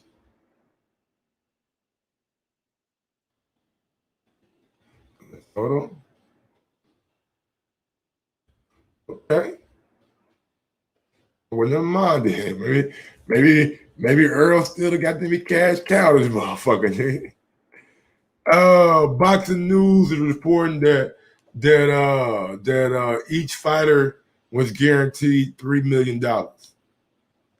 Each fighter was guaranteed $3 million for their fight, Errol Spence and Mikey Garcia. Now, there's some reports out there that Errol Spence cleared $8 million for Mikey Garcia. You know what I'm saying? I mean, like, was it Earl or was it more Mikey? Was it Earl or was it more Mikey, man? I don't know. I mean, he did have 48,000 down in Dallas, so that contributed to the purse. You know what I'm saying? He did do 300,000 buys on pay-per-view. You know what I'm saying? So, but I guess Bud ain't the cash cow as of yet. I guess Bud ain't the cash cow as of yet. I think that title still goes with Errol Spence Jr. But Errol Spence Jr. is inactive right now. Yeah, Earl ain't fighting right now. He on the injured reserve list. Yes, sir. He on the injured reserve list. So he's not an active fighter. So right now, he ain't the cash cow. You got to be active to be the cash cow. But he did make $8 million against Mikey Garcia. I give him that. I give him his props. He made $8 million against Mikey Garcia, but Terence Crawford is fighting Shawn Porter, and Shawn Porter getting his biggest payday today. You know what I'm saying? Big ups to Bud for spreading the love, man. Big ups to Bud for spreading the love, man. Big ups to Bud for spreading the love, man. He really out here got these dudes getting paid. He really out here got these dudes getting paid. Now let's get to the actual fight. Man. I'm glad they paid for. I'm glad they gave Shawn Porter his highest payday. Cause he gonna take a real ass whooping. I mean, I'm just being real. You asked me a question. I'm gonna answer the question. You asked me a question, I'm gonna answer the question, man. In my opinion, Shawn Porter gonna take a serious ass whooping against Terence Crawford. And that's just my personal opinion. I'm entitled to my own opinion. I ain't gotta go with everybody else's opinion. I'm entitled to mine. And I just feel like what I see from Bud, right? What I see from Bud, man, I see a dude on another level. I see a boxing savant. I see a dude whose skill set is above Shawn Porter. And that guy is Terence Crawford. And now look, man, you can say Mike, but Shawn's been in there against everybody, Mike. Shawn's been in there against the elite competition, Mike. Shawn's been fighting guys that are just they are killers, Mike. He fought Earl Spence. He fought Danny Garcia. He fought your Dennis Ugas.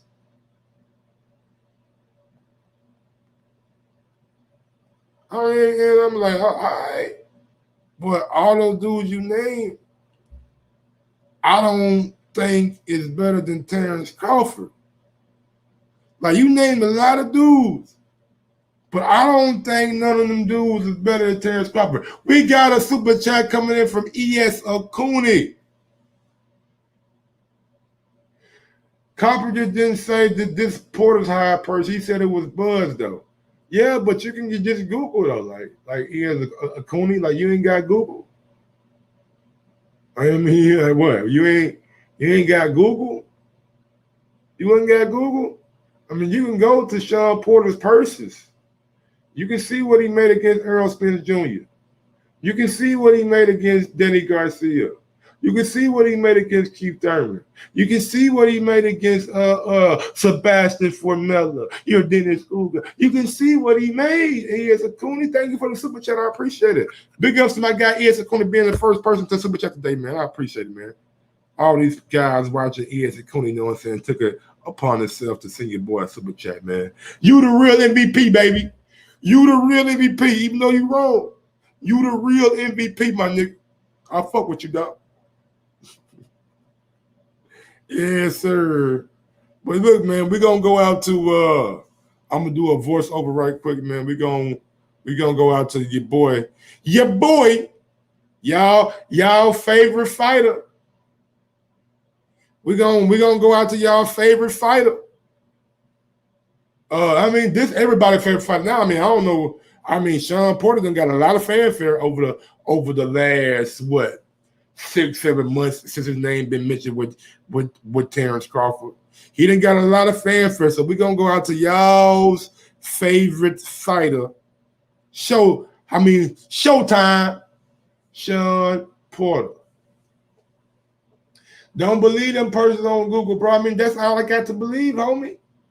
Unless you got me a PBC insider somewhere saying that, giving me the exact number that these guys are making. Until you give me that, I gotta go out what Google say. I can't go out what H-Dog say, even though H-Dog my nigga. I fuck with H Dog. I can't go out what H Dog say. I gotta go out what Google telling me. I gotta go out what Google telling me. There goes Shawn Paul. Look at him. He getting ready. Showtime. He always in good shape. He training. He getting ready for that bud. I don't know if he ready for that bud pack, man. That bud pack hit different, man. That bud pack smoke different, man. You know what I'm saying? Look at Shawn. Is he ready for bud? Is he ready for that bud pack? What y'all think? Y'all think Showtime Shawn Porter ready for that bud pack? Road boy Fresh, I hope you ain't went nowhere. I need you to explain to me why football Shawn is fighting goddamn me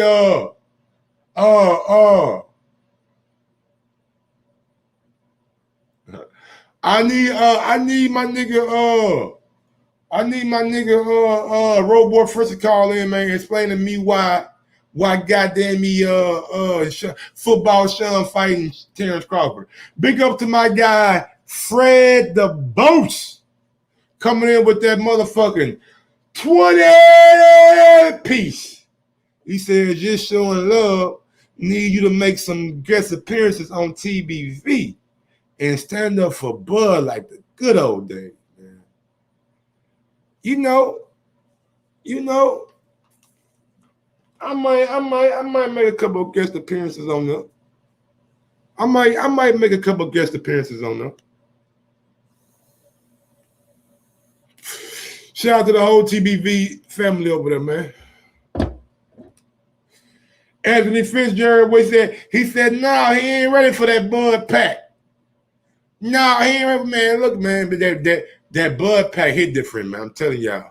That's that Omaha grown. You know what I'm saying? I don't know if you had Omaha grown. I don't know if you had Omaha grown. That Omaha grown shit hit different. The Omaha Porter hit different. The Omaha pack. There go my nigga Fresh. There go my nigga Fresh. Yo, Slim. Yo. What up, Fred? What good, man? Where you been hiding at, man? What you mean behind? You know I'm easy to find. I'm the easiest motherfucker to find out here. I know, man. I'm fucking with you. Yeah, you know how that fight got made, right? Nah, you tell me. You the nigga who know everything. You know how that fight got. You know exactly how that fight got made. I don't know shit. You know exactly how that shit got made. So what did I tell you? If you follow me on Twitter, what have I been saying? He needed his biggest career payday ever to fight Bud. That's what happened. Kango Kenny already knew that. They already knew that. And you know how he got that biggest purse, right? You know exactly how he got it. Because Cinnamon bankrupted the motherfucking program. They can't feed them ducks no more over there at 147. So they gotta feed them to that wolf now. It's Cinnamon funny, took right? the money. It's funny, like Cinnamon took the money. They don't, because you do. What people ain't gonna tell you that Abel Ramos was actually on the table, but it wasn't enough money. They damn near had to double up just to get Shawn to take the fight. Damn. Yeah, man. But they ain't gonna tell you that. It's funny because they offered Danny Garcia $4 million, but before the pandemic, Danny says. And you know what happened? And you know what Shawn? You know what football Shawn said when Danny turned down that money? Football Shawn said that's crazy. He turned down. It was 3.5. That was the starting point. They didn't even negotiate off the 3.5. When they told football Shawn that Danny Garcia turned that bread down, football Shawn was like, "That's crazy. He turned that money down. That's crazy." I forgot what interview that shit was on, Slim, but he said that. He was like, "Man, they didn't even want to negotiate. Exactly. They didn't even want to negotiate." Exactly. Amir Khan, they gave Amir Khan the same offer.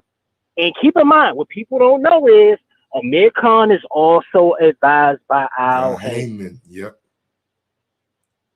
They had a better, so Amir Khan went back to the table and was like, all right, give me 4 and that UK pay-per-view. Yep. That's the fight right there. Give him that fight. It was good. That's the fight. He got five.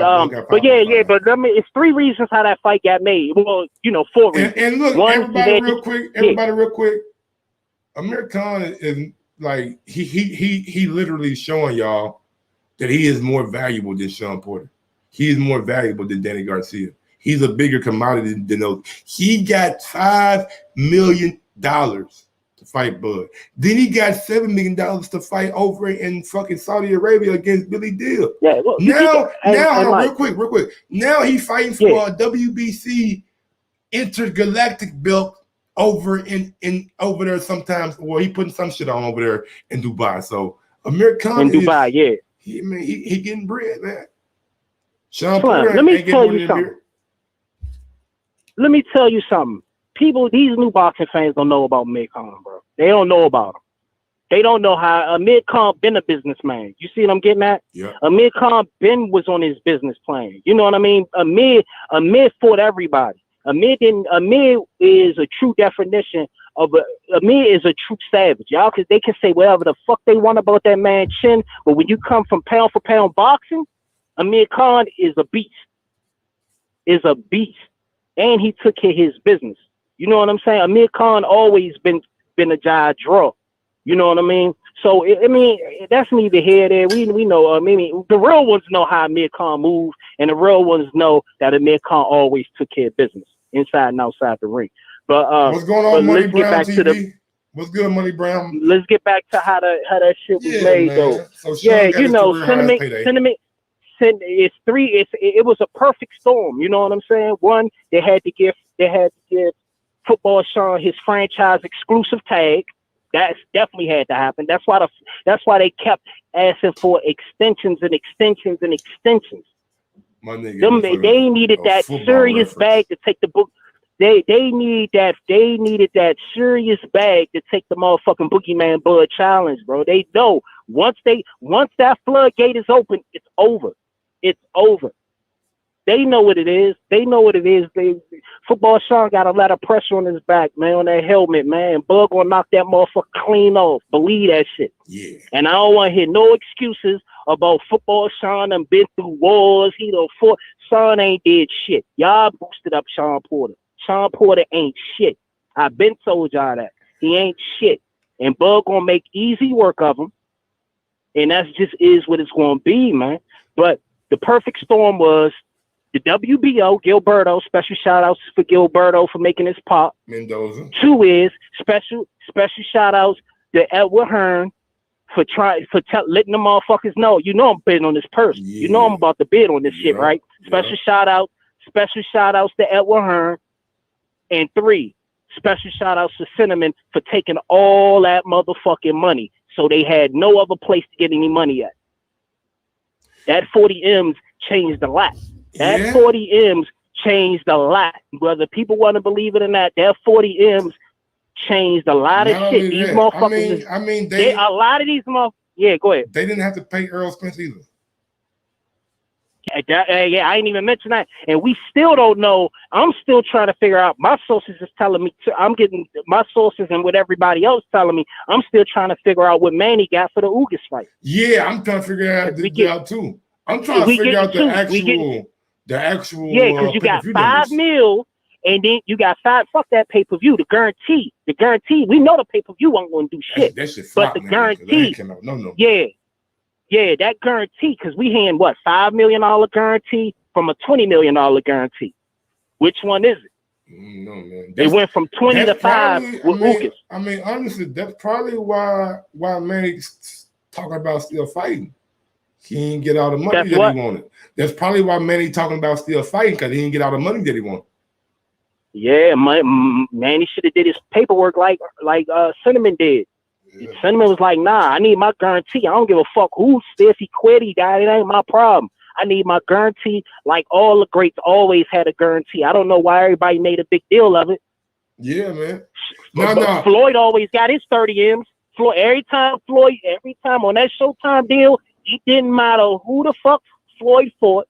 He got his guaranteed 30. That was it. It didn't matter. And Canelo ain't no Floyd though. I don't care. Nah, he's still a cash cow. Yeah. But no, you talk. All right, well, all right. Take Floyd out of it. Oscar De La Hoya. Okay. Let's go to Oscar. But look, though, even All though, we can go. like Canelo, don't get it twisted. Like Canelo's a star. Don't get it twisted, man. I mean, I know. He ain't got that American appeal as of yet, to me. You know what I'm saying? Like Oscar spoke English. You know what I'm saying? He spoke English all the time. Like it wasn't. He spoke English all the time. The super hate is real, dog. Oscar was that motherfucker dude. Yeah. Only Golden Boy for a reason. You know what I'm saying? Like and Floyd, he made white America hate him. Literally. He made white America hate him, and he made the Mexican America hate him too. So he had two fan bases that was paying to see him get beat up, and he had the black people supporting him. So Canelo ain't got there yet. He got, to me, Canelo. No. If Canelo gets more hate, you know what I'm saying, from people who actually want to see him lose and are invested in seeing him lose, he'll be a bigger star. But right now, he getting all the love. Yeah, but I was speaking more on the hands down A-side cash cow part of things. I'm not talking about the fans. We know, and I've been saying, ain't nobody gonna be on Oscar and Floyd level, bro. Oscar and Floyd took shit on a whole different. Oscar took shit on a whole different of a spectrum, bro. Like, I'm telling you, Oscar was that motherfucking dude, boy. Yeah. Oscar locked shit down. He been locked shit down. He came out the gate locking shit down. So, and then, and Floyd took the reins like it was supposed to. Cinnamon ain't gonna never hit that level. I mean, I don't care what nobody say. It ain't because it's just because one English and this, that, and the third. We know what that is. It's not, I'm not knocking his skills or anything like that. But but knocking his skills. But if you are in the American market, just like Stephen A. said when he got a lot of backlash about Otani, the baseball player, like I kind of fucking agree with him. Like, nigga, if you trying to sell to an American public and you ain't really speaking the language, it's hard for people that are in rural areas to relate to you. You know what I'm saying? Like, they see you fight, you're a good fighter, but I can't really relate to him outside of that. Right, but you know what happened with that though, right? You know, Canelo was supposed when Canelo started being on all the Floyd undercards, this, that, and the third. The way they was setting it up was making Canelo the next Oscar. Canelo got a lot of backlash by his Mexican fan base because he was trying to learn English and this, that. Remember that? Yeah. He was trying to learn English. Remember, Cinnamon was starting to speak more English, and he got backlash for that shit. And then he stopped speaking. I told people this years ago. I was in the MGM. Canelo know how to speak fucking English straight up. I'm telling y'all. I heard him talk. That motherfucker know how to talk some English, dog. He know what the fuck he's talking about. And he can talk it, and you understand that shit. And I told people this years ago. But he got backlash off of trying to sort of conform to the American market. Because whether people want to believe it or not, Oscar dealt with a lot of shit that Floyd dealt with. Them Mexicans hated Oscar. A lot of Mexicans hated Oscar because he was a pretty boy. All the girls liked him. They didn't like that shit. And he was like not a real. And they wasn't considering him a real Mexican. Remember that shit? Yeah. Once the bitches like you though, niggas can't do shit about it. Yeah, they don't. Yeah, that's it. Oscar dropped R&B albums and everything. Oscar ain't give a fuck. Oscar went from the bag, then he knocked all the bad Mexican chicks. He was fucking her. It's like once you got the bitches in, like, niggas can't do nothing about it. Oscar had the baddest chick. They had the baddest Mexican chick. Oscar was doing it. Fuck that. Motherfuckers don't know nothing about that. Their niggas don't know about that early 90s shit, that 90s boxing, man. These motherfuckers just started looking at boxing 2018. They don't know nothing about that shit, brother. Like, Oscar was really that dude, man. But that's how that Shawn Porter fight. But Shawn did the right thing. Bud ain't gonna get credit for the fight, though. I told you, Bud. Whoa. So even if Bud stopped football, Shawn, he ain't get no credit? No. Why? No, he's still feeling effects because he's still feeling effects from when he got knocked down in 2019 from Earth. Who? Shawn. Nigga, that was 2 years ago. He's still woozy. I know, but he's still woozy off of that. That was 2 years ago, fresh. I know, but he's still woozy though. Says who? Earl hit that hard that Shawn is still feeling the effects from Earl hitting him and knocking him down in the lap. Says who though? It'll come out. You'll see what I mean. It don't resonate now. I know. You know what I mean? They're gonna be know, like, it's hey gonna be man, all Earl softened them up for him. Hey bro, it's can y'all stop this, man? Now look, yeah, you already. I think if Crawford stops Shawn Porter, and I talked to Bo Mac told me nigga, that's what they gearing up for. You know what I'm saying? So, exactly. I've been saying that. They going for the stop. This is a statement fight. Yeah. And Bud is going to make a serious statement. He's going to make a serious statement. I will be shocked and disappointed if we don't see a stoppage or a 117, 110 scorecard, 117, 109 type shit. I will be honestly, seriously disappointed. Man, you think about it, like every time that they said, hey, this gonna be Bud Test, Victor Poster, Gamboa, Jeff Horn, even that nigga passed this. He passed the test like no other nigga. Like I mean, to me, man, the most dangerous Terence Crawford is a focus and feeling like he got something to prove. And I believe in this fight, with all the people and all the naysayers that have been talking bad about him for the last 3, 4, 5 years about him not fighting the top welterweights, he really feel like he got something to prove, and I think, man, and they gonna try to use that against Bud, saying he gonna be too anxious. Nah, Bud ain't gonna be too anxious. Bud know exactly what he do. His IQ is above standards. He's the best IQ that football Shawn ever faced. Shawn ain't never been in the ring with a Bud Crawford before. Never. I'm telling you, it's a whole different animal. And Shawn ain't got enough power to keep Bud off of him. That's the other problem. Shawn don't have enough power. What Shawn got to do, and I'm gonna be the only advantage Shawn will have is his head. He want to come in with the headbutts. He got to take it back. He got to come back. He got to take it back to 2014, 2013. Shawn headbutts, all that shit. Haymakers. He got to go back to that shit. I'm telling you, he coming in head first. He ain't worried about throwing no punches.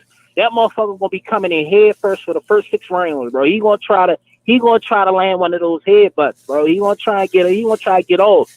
He gonna try to get one of those headbutts. That's it. But Bud is gonna chop his ass down.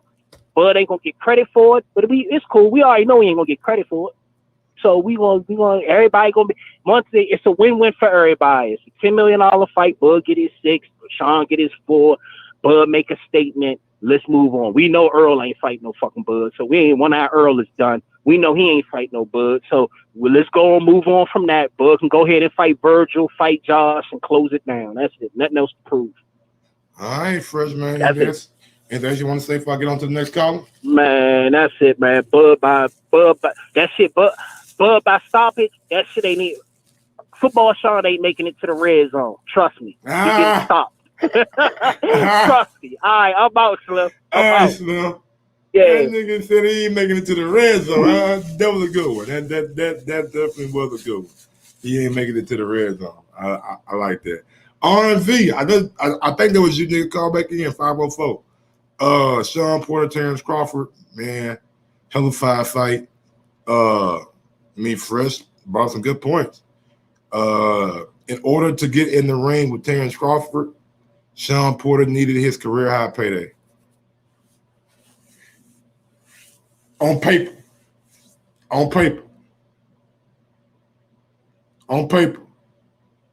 For Shawn Porter to get in the ring. What up, Walden? Yes, sir. What good, Walden? What's up, Woo? What's good? You already know R&B. Why you always need? Wait. Nah. We gonna get this record straight. I don't give a fuck how, or you might be going ESPN, so I don't give a F on how you do this stuff. But the description of me was wow, my G. Like you can say this, my G believed in me, not I asked for some paper, he gave it to me. That don't sound like wow, man. Like just say believe. That's all. You ain't gotta say all that other stuff. Look, and they ain't gotta know nothing. And look, Mr. Mark, you don't know who I am, so I may come off a little goofy every once in a while, but I ain't no goofy ass nigga. So you gonna watch who you talk to and respect it is. I respect you, respect me. Now, second of all this Bud Love, can we stop this, please? Talk to me. The dude is a cherry picker forever. He finally stepped to the plate. Everybody, let's clap our hands. He stepped to the plate, but motherfucker, he still didn't swing that bat yet. We don't know how he's gonna do against a quality 147, and that's what I always say. So congratulations, he stepped to the plate. Your man finally put somebody in a position where you actually can hold your chest high and say he's fighting somebody serious. You know, because he is fighting a person who lost against Ugas and who just beat Pacquiao. You know, because I said it when Shawn fought that, but that's beyond the point. But Bud Crawford, this is his first true test at 147. So let's please stop like he missed a King Kong at 147. And Mike, let me ask you one question, my brother. Okay. Was this an ESPN only venture? The ESPN do this by their damn self? The way they're talking, PBC will have a small promotional. Oh, come on, man, Mike, come on, man, Mike. The Bud Crawford slave master just said his buck was costing him too much money, and so now he's breaking them off. I mean, that's what they saying.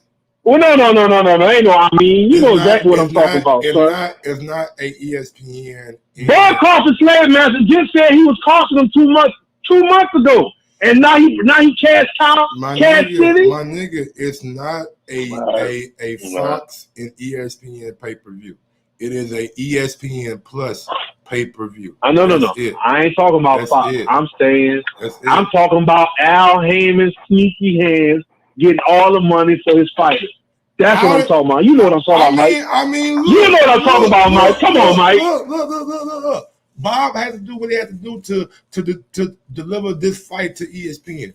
So maybe they had to overpay. Bob had to do it. Wait, so we giving a props to Bob now? No, I'm not giving no props to fucking Bob. Bob is what he is.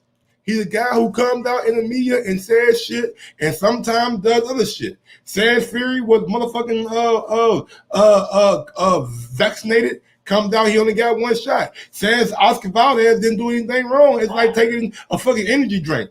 But he failed a PED test. So Bob contradicts himself all the time. He said he's not wasting no more money on Terence Crawford, but he just gave Shawn Porter $4 million. So Bob says shit and does the opposite all the time. That's why I'm not believing in Bob no more, bro. Yeah. Oh, wait. So let me ask you a question. When the last time Bob Arum has talked about his top fighter and done positive for his top fighter? I don't know, RV. I don't give a fuck. And in public. Now we don't give a fuck. I don't give a fuck. You know why? You know why I don't give a fuck, RV? Because Bud finally fighting a quality opponent? No. Is that why? Because Bud is finally fighting a quality opponent. Not even that. Oh, all right. After Bud fights Shawn Porter and beats Shawn Porter, he no longer has to deal with Bob Arum any fucking more. He is a free agent. Wait. Go somewhere where you're respected. You for sure? You for sure? That's what ESPN is reporting. That's what I've been told by Bo Mac too. So Mike Coppinger, let me speak. Mike Coppinger reporting it, and Bo Mac telling me the same thing. So after this fight, Bud can go any fucking where you want to go. Matchroom, goddamn me Triller, goddamn me PBC. We know we going. We know where he going. Queensberry Promotions. Mike, there's only one place for you to go. Omaha, Nebraska promotion, nigga. There's only two options that you and me know doggone sure he gonna get respect for if he do. Man. If he stay like Mikey Garcia, I'll let you speak. I'll let you do your diatribe. Now let me say my little points. Because I learned from Elms that you're supposed to let another man speak. Nigga, I don't give a fuck who you learn. Talk to me. All right then. So the only two options he got. Sensei to me, nigga. The only he ain't my sensei. The only two options he got is to be like Mikey Garcia and stay a free agent, or him to go to that PBC side. Other than that, he a clown, and you know it and I know it. Because just because you got it, hold on. Ain't nobody calling Mikey Garcia a clown for doing a 2-fight deal with Eddie Hearn. He fought fucking Jesse Vargas, and now he fighting some nigga we don't care about. Nobody calling Mikey Garcia. But he was made. Okay, so how many fights he had before that where he was a pure free agent? We know what that game is. Shit, all of them, I think. All right. So once again, like I said before, just because Bud Crawford got his cherry pop, don't mean he know what he's doing. His He cherry still pop. got to show. Yeah, because he's been a cherry popper the whole time. All he had is cherry picking this, cherry picking that, getting knocked out by lobster claw this and What are lobster you claw talking that. about, man? Oh, so you telling me lobster claw to knock him out knock him down that fight when they didn't want to call that knockdown? Who is second or third round? Who is Lobster Claw? So I don't know how to say his name. Bud fight so many of these Eastern Europeans. I don't know their names. Kuzakalevsky, Rakbakalevsky, Lobster Claw this, Lobster Claw that. It's just all these weird names. Matter of fact, you don't even know who he fought the last couple of times because he don't fight nobody. The last person he fought was somebody with a super weak chin. So finally, Shawn Porter, like I said, he should have fought 2-3 years ago, and he definitely didn't want to go that Ugas route because he was going to get embarrassed because he was going to pay the dude $1 million and still get knocked out because we saw having a pack out. But like I said before, Shawn Porter going to give him a test. If Bud Crawford, like I've always said, if he steps to the plate and beat it, I give him respect. I never said Bud Crawford didn't have talent. My always concern was Bud Crawford ain't never been proven. So we can't talk about the greatest of all time or that ball head fool that's on ESPN kissing their balls every day, talking about he could beat Mayweather on a Tuesday. That's the goofiness that makes me say, oh, get this bullshit out of here. Hey, RB, you want to? Hey, wait. Before you hang up, you need to let your fans. I ain't going nowhere. Wait. Do you want to bet on the fight? Yeah, we can bet on the fight. But look, I'm not gonna let you get me sidetracked. I need you to make a statement, and I need you to let Bud Crawford know. Are you finally gonna pay to watch a Bud Crawford fight? Nigga, I'm listening. Nigga, No. I'm telling you right now, I am pre-ordering this pay-per-view.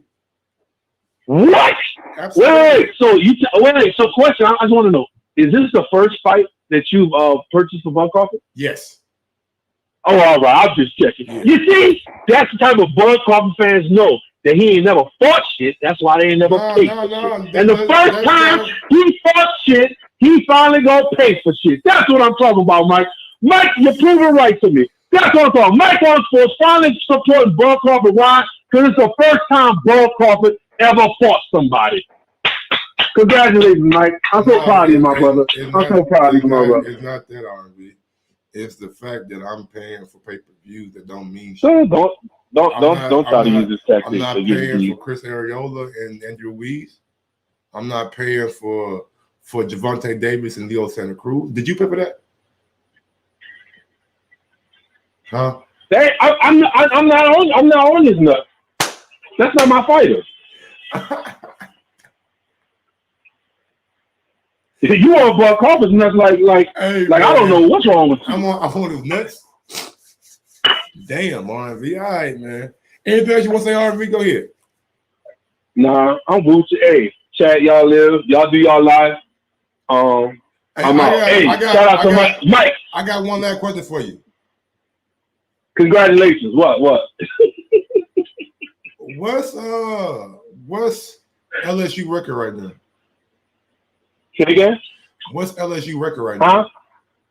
I don't know. We're breaking up. I can't hear you. Hold up. I said, what is LSU record right now? Man, you know, this hurricane give me bad reception. I'm going to have to call you back, man.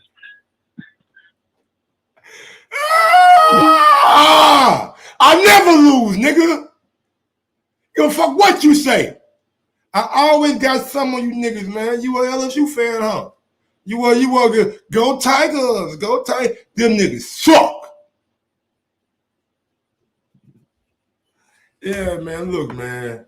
I ain't about Bud and Con. I ain't about Bud and Poster. You know what I ain't call me what you want to. I ain't get it. I'm not about that bullshit. Shit, not buying Jake Paul and Tyron Willie either.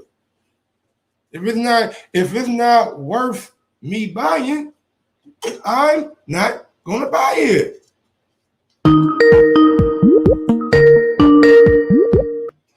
Coyote. Oh wow. Coyote call. I'll call him back. Ba ba ba ba ba ba ba ba ba ba ba ba. Smash that thumbs up button on your way in. I think Bud and Porter do 400,000, Mr. Vegas. 400,000, Mr. Vegas. Easy 400,000.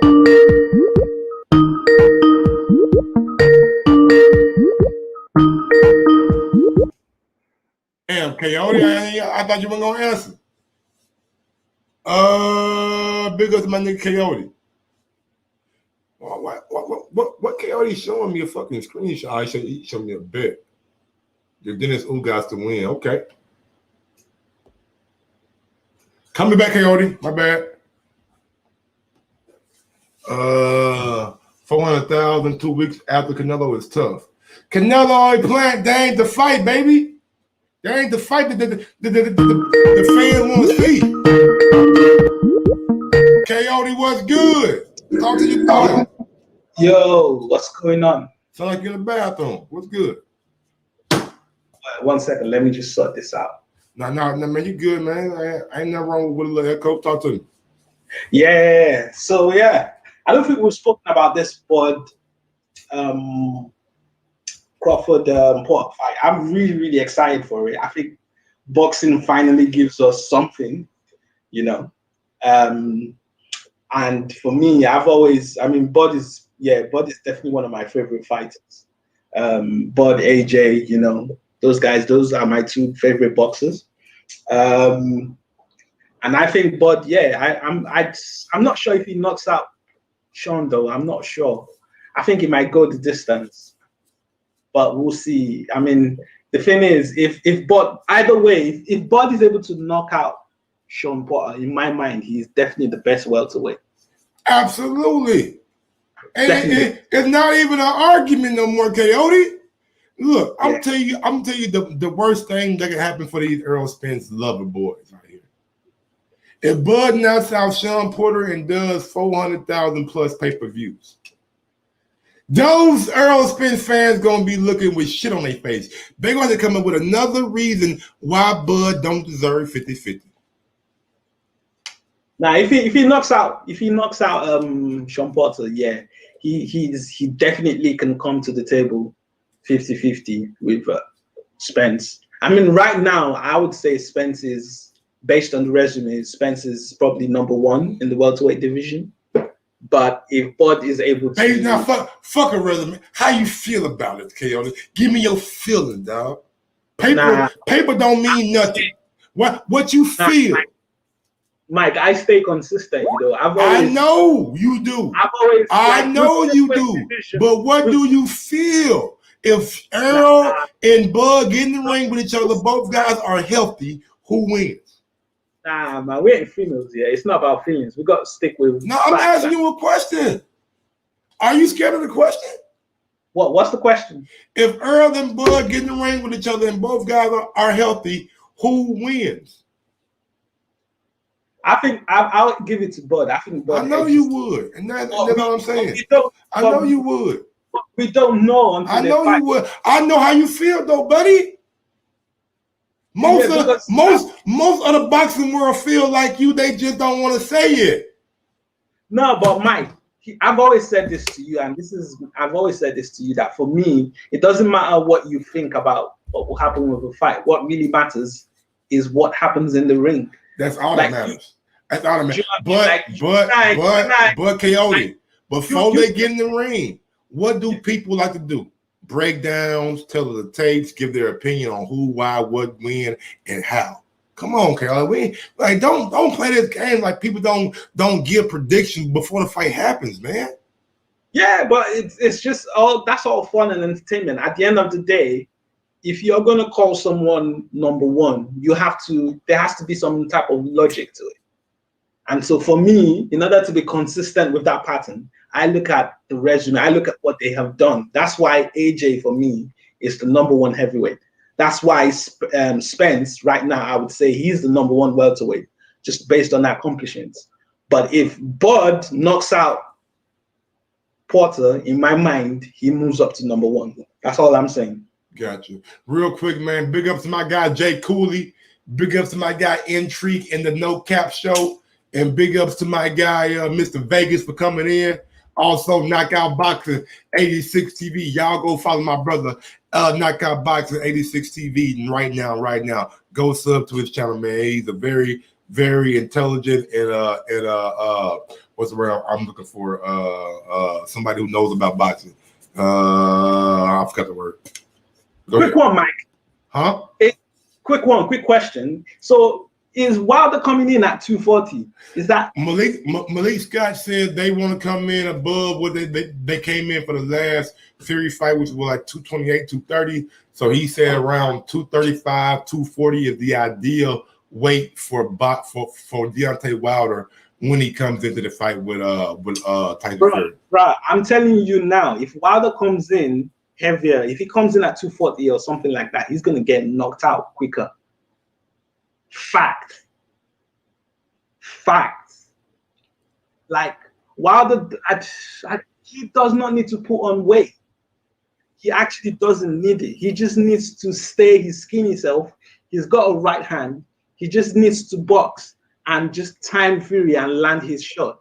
He doesn't need to put on weight. It's ridiculous. Why he thinks he needs to, like, it's not going to do him any favors.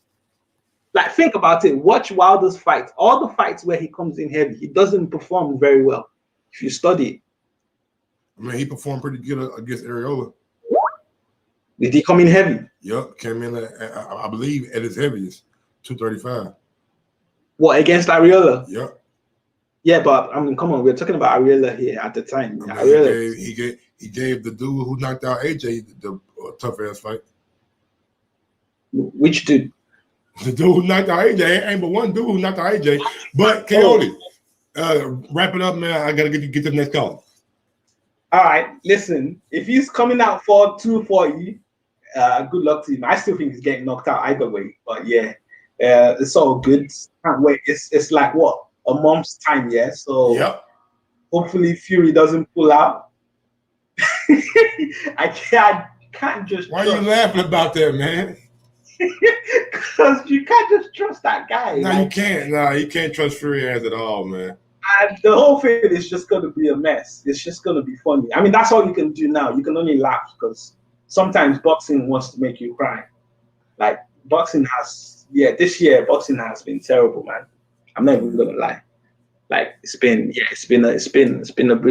of a mess. But yeah, it's good to come on your show, man. Always good. Already, man. Big up to my guy KOD, man. Thank you for calling in, brother. All right, safe, man. I love how Mr. Vegas and Jay Cooley, them niggas acting like they know how I feel.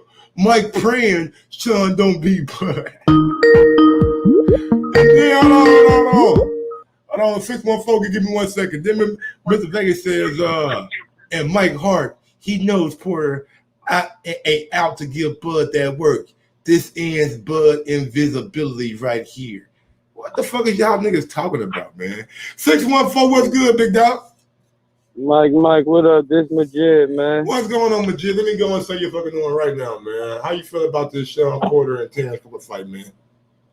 Man, Shawn Porter about to look like one of those little reflex bags with all that coming forward. He about to get fucked up. Oh, you know what I'm saying? Yeah, I'm going for a stoppage. His style don't lead to nothing else because he fighting the real. We gonna see. They gonna see. Yeah, man. He about to fuck him up bad. Shawn Porter's style, that come forward style, to me, it opened himself up for a lot of counters, man. We seen Earl catch him with a nice counter left hand that dropped him, and I think Bud was shooting the uppercut, working the jab, just doing what Bud does, man. I don't know if Shawn's gonna be able to come back. None of those people Shawn Porter been fighting got a fighting style close to Bud. Swing as close, clean as him, and none of that shit. So he about to land those whompers on him, put him down, man. It's gonna be for Shawn Porter first time getting stopped. Were you surprised at this fight being made? Nah, man, because I always hope for the best. You know what I'm saying? Because they can't block that man out for forever, you know what I'm saying? So I ain't surprised it got made or whatever, because they owe him more than just this fight. You know what I'm saying? Well, we ain't going to stop after he beat him. We still want more. Fuck that. PBC got to make it happen.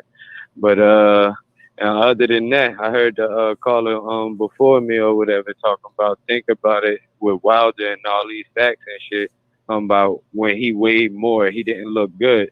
These people know that they never thought he looked good, no matter which fight it was. You know what I'm saying? That's I'm facts. like, That's facts. I'm like, if y'all don't fuck with Wilder, come on, just talk this shit, but don't try to convince nobody about shit, dog. We ain't hearing you, and we about to get that belt back, and it is what it is. You know what I'm saying? So fuck all the Wilder haters. Y'all hold on to that belt as long as y'all want, but we about to get that shit back.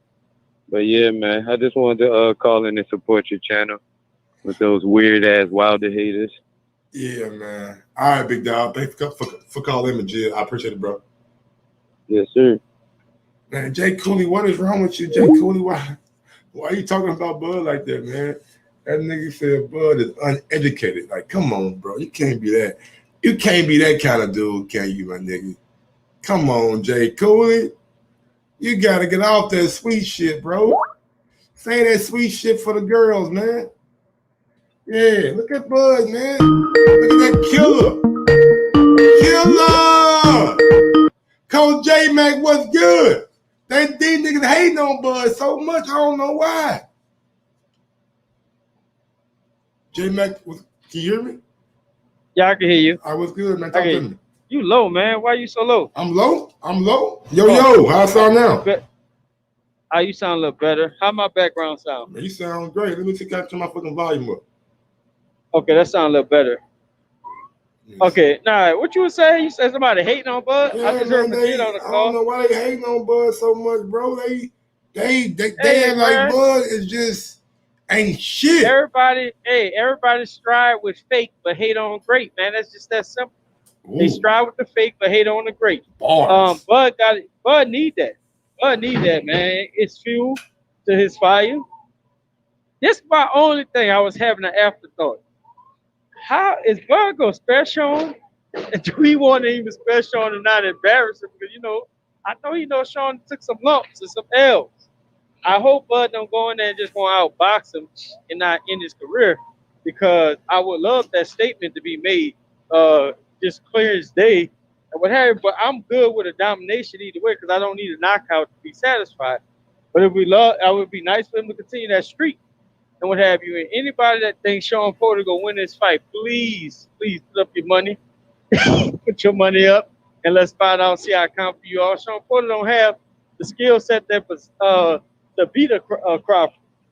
And he gonna find out in there quickly that he's in there in a ring against a guy that's way different from the guys he fought. But Shawn Porter knows this already. You heard him say that he thought Bud is a better fighter. He said it after the fight when he fought Spence, that Bud was a better fighter than Spence and what happened. And a lot of people view Spence as the top guy. I'm tired of giving my breakdown. I don't see what anything that Shawn Porter's possessed that Bud ain't gonna be able to do nothing with. The football speed, jumping in, the hut, juking and shit. It ain't gonna work out for Crawford. But Crawford establishes distance, and he's a dictator. When you're a dictator, that means you fight on your fucking terms, no matter how you want to shape it, cut it, bash it. That's what it's gonna be. And when you judge distance, that means you're a counterpuncher. Bud is an elite counterpuncher. Bud actually gets that uppercut in. When Shawn Porter jump in, he gonna place that uppercut, or he could beat him up going backwards. So Porter ain't about our boxing. He ain't about our dog. Porter ain't stronger than Bud. So if you wishing upon a star that Bud just get into a wrestling match and you want to find out how strong, that shit ain't about to happen, because dictators don't let shit like that happen in the ring. That's what Bud is. I hear a lot of people saying Bud get careless when he get hit. But guess what? Porter ain't knocking out shit. So he ain't not. So it ain't nothing we ain't got nothing to worry about with that power. He ain't knocking out shit. Porter ain't never knocked out shit. He sure ain't knocked out shit about 8 years, man. Like, come on, bro. So all this Porter power, he ain't get his power off against Keith. And Keith no jabbing ass, and Bud got a better jab than Keith. If he ain't get his shit off against Danny said his shit land like pillows, and he damn sure all he did was show that Spence can't dictate range, and his jab ain't elite enough to keep a Shawn Porter out. But I think Bud does. Bud's got long arms. Bud go place his jab. Bud is a better sharpshooter. his power. I ain't saying Bud got the best power at the weight division. He just know how to effectively use his power. That's the difference. He might be the hardest puncher at the weight class, but he's not effective when it comes down against certain styles. I think Bud will be effective against Shawn Porter. The only thing I don't reason why I think Bud may not stop him because I don't know if he gonna let Shawn Porter off the hook. So I don't know how much that friendship will carry into Bud just one out boxing. But if Bud going there in the same way he been going in there, Shawn Porter gonna be another victim, and he gonna be another one that biting the dust. J Mac, man, I'm telling you, bro, I agree with everything you said, bro. I think Shawn Porter's style is just a bad matchup going in there with What's that nigga? That dude named Fresh you had on here? Yeah, Robo Fresh, my nigga. Yeah, I like his breakdown. I was wishing that he was going against me so me and him could debate, man. I like the dude breakdown. I'm sure you guys disagree on some because Fresh got some wild ass outtakes for real. Yeah. But I like how he did his breakdown. Like, damn, that nigga sound like. Now look, he just know what he's talking about. If you ever want to debate somebody, man, my home girl, man, Knockouts with Naka, man, she does like this boxing versus where she have people come on like fans or like other YouTubers, and they debate each other. Long as it's a control one, I don't want to debate with niggas yell at each other and disrespect each other. Sometimes it does. Well, I'm not gonna say it gets out of hand, but sometimes she has like 4 or 5 people on and they talking at the same time, which is kind of hard to hear. But Mike, I don't like those because bad niggas be running their lips saying disrespectful shit that I had me trying to find out where they at. Yeah, and man. I've been on a few of them platforms and niggas did some stuff to where if I ever catch them, I'm gonna ask them about it and what have you. But I don't need to be out here. So if it's a control platform, I'm all for it. But if it's one of the ones where everybody get to yell free range, I'm not interested in that. All right. I might start something, man. I might do like a boxing Jeopardy or some shit, my nigga. Let go. No, I like some of your callers, man. Them dudes sound knowledgeable. I just wish that. I only heard them on your show. Yeah. I ain't never heard them nowhere else. I mean, Fresh call in sometimes over to TBV sometimes. But Coach J Mac, man, anything else you want to say if I get to the next one? Man, look, don't listen. I won't take y'all money, but don't bet no money on Porter. I can promise you, it ain't gonna be the same thing. The same shit Spence struggled with, but different. They got levels to this, and he ain't gonna struggle with that, man. That's it. I absolutely positively agree, J Mac, man. And thank you for calling in, brother. I appreciate it. Shout out to my guy J Mac, man. He absolutely right, bro. It's levels to this boxing shit, right? You can't get this got to be JT in the 504. Real quick before I get to JT, man, he came up with a super chat. He says, "I got Porter stopping Bud in the 3rd round. Put your money up, J Mac." Oh, okay, JT. What's going on, JT? Yeah, what's up? Can you hear me? Man, I hear you loud and clear. Can you hear me? Yeah. Man, what J Mac over here talking about? I got Porter stopping Bud in the 3rd round, man. 3rd round? Put your money. 3rd round. Nah, I'm just trolling. I'm just fucking with him. I know you are, nigga. I know you do. Nah, man. Listen, bro. I think Bud is definitely gonna beat Porter, but like all this walking through and all that, man, I haven't seen Porter walk through. I'm sorry. I don't see him stopping him. I see the fight going to a decision. Of course, Bud being the man with the hand raised, but walking through Porter, I don't see that happening. I gotta go back and watch Porter fight. I never seen him just walk through. You know, that's guys that get in there that Bud break down mentally first before he get him down physically. And when he break him down mentally, they're in trouble. I don't see Shawn Porter being broken down mentally and stuff like that. Kenny Porter said it a while back for guys that you think like when they was talking about Errol was going to steamroll Shawn Porter, I had to disagree and I was rooting for Errol. But it was kind of pissed me off that everybody disrespected Shawn Porter. So until I see it, I think it's going to be a tough fight. I got it 55-45 Crawford. But this steamrolling, walking through, I don't see that happening, sir. I'm sorry. Now I was told about somebody talking about how much and all that. I know boxing. I know it too much. Yeah, I got Bud beating Porter based off the style. Shawn got an ugly style, but the thing about Shawn, you got to punch that time clock with Shawn because he gonna make you work for it. He ain't gonna just go in there and just lay down like all these other fighters been laying down. Yeah, I mean, look, man. I think the reason why I knew Shawn was gonna give Earl a tough fight because just the style of Earl Spence. You know what I'm saying? Earl Spence, like, I'm not trying to seem like I'm saying anything bad about Earl. Earl is not really a flashy kind of fighter. He's pretty much basic, up and down, come forward, give you what you know what I'm saying need, and got good defense, got a good high guard. But he's not really that creative when he throws in his combination. Like, you pretty much know what's coming from Earl. He's gonna go to the body, and he's gonna come up with a hook to the head, and he's gonna work that jab. With Bud, when Porter comes in, he gotta look out for more than just the jab, the hook. He gotta look out for the uppercut, the counter uppercut. The step back, yeah. Mike, we was talking about that. We just was talking about that a few hours ago. Yeah, Bud offers more. See, a lot of people get Arrow. They say up and down. Arrow not straight up and down. I'm gonna be honest with you. He's a fundamentally sound fighter. They say he's basic because he's flat-footed. He's not that flat-footed. I could point out more flat-footed fighters than an Arrow Spence. But I want to keep it more on Bud and Porter topic. But I heard Arrow name got brought up from J-Mac and stuff like that. But Arrow is fundamentally sound, and when you get in there with him, like, it's gonna be a different type of fight. And I'm talking about the Arrow, man, before the car accident, before this eye surgery. That's the Arrow I had for sure giving Bud a 50-50 type of fight. I don't know what Arrow we gonna get back from this eye surgery, and that's not me trying to discredit the fight. Now, that's just let's be real here. He's a dominant front foot type of fighter, and with an eye surgery eye injury like that, do you change it up, or what you do? You become more slicker? I don't see that happening. But if we talk about the Arrow before them injuries and stuff like that, man, that's a 50-50 fight, and I've seen Bud getting clipped a lot because how careless Bud is, and he's comfortable being uncomfortable, going in there, throwing punches in between punches, and that's not a fight you want to do that against Errol Spence.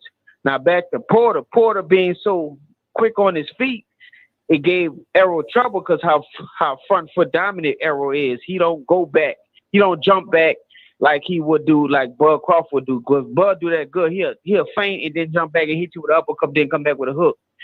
Errol he'll walk in and take a step back, but then if he take too many steps back, he gonna go in the high guard to back up to recover, which I don't like that he do. He should step to the side. But I could break this down so many different times, so many different ways, bro. But a lot of people underestimate Errol Spence because they just think he's just so basic, and he's not. He's real hard, man.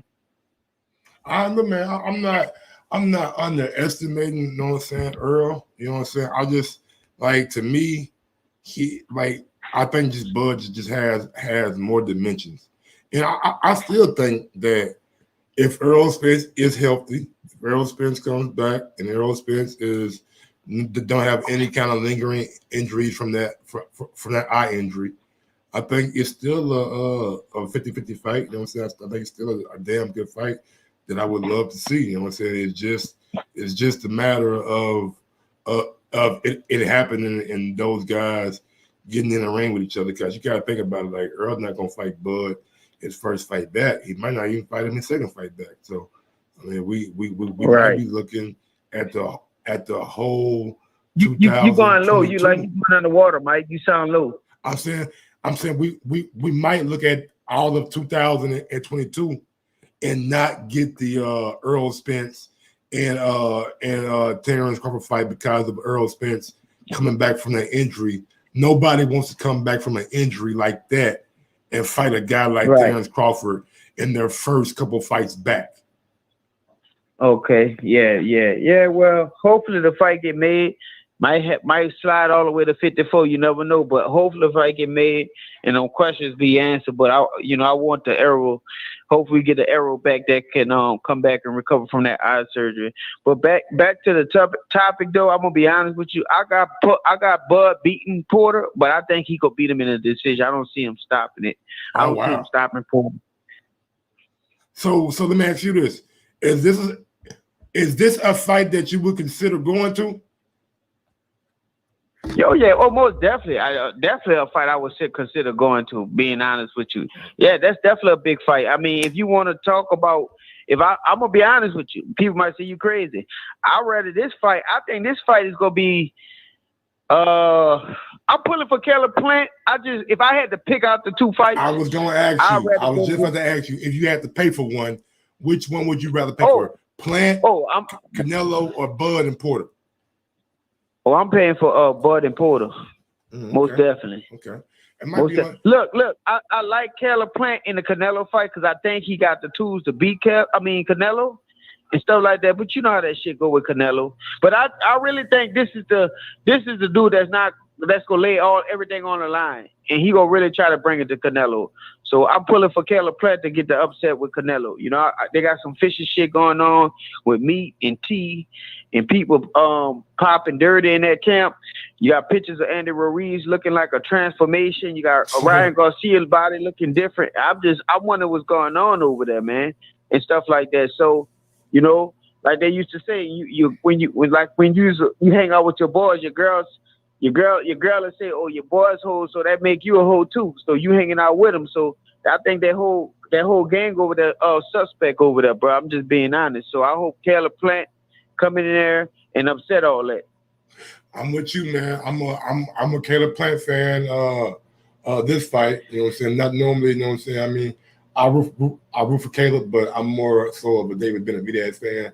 So I know that they got bad blood and shit like that. I'm gonna tell you another thing I like about Caleb, man. Not to cut you off, Mike. I like Caleb Plant because when he did an interview on the Boston Voice, and I was listening to it back then. I don't know if you was on back then. You probably used to be, but Caleb Plant basically said he moved how he wants to move. It's not like he's not like them other fighters. As soon as Canelo called, I feel like all these other fighters will come on. I gotta jump on this.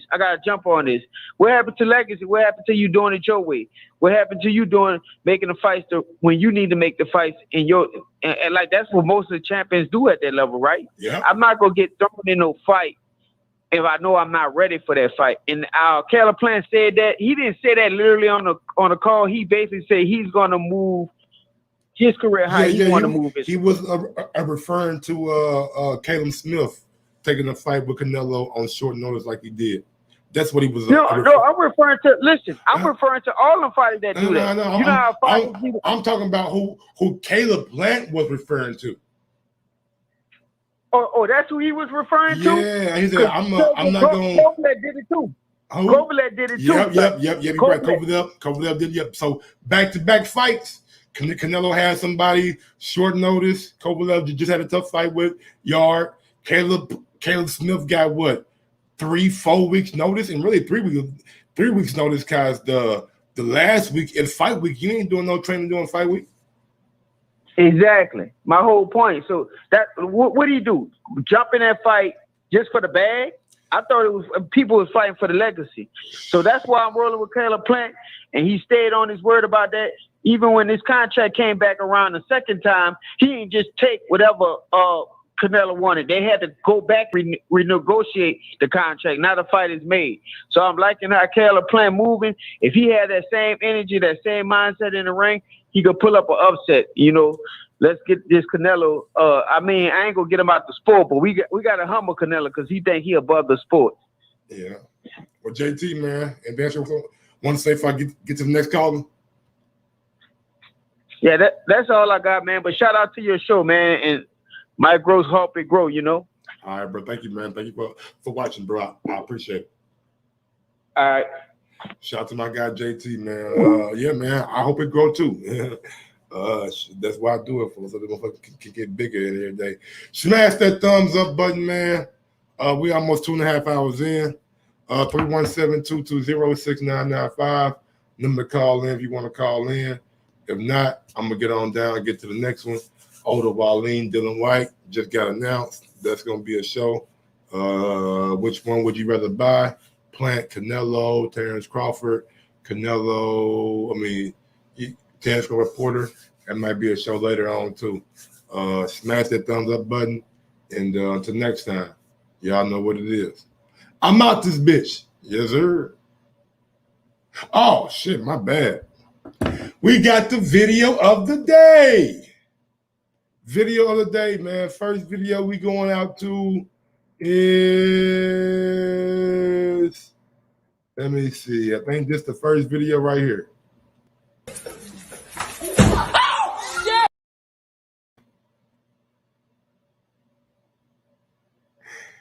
Hey, that virtual reality is different. That virtual, like, you don't need that virtual like reality, man. Cause sometimes even in real reality, you might fuck somebody up.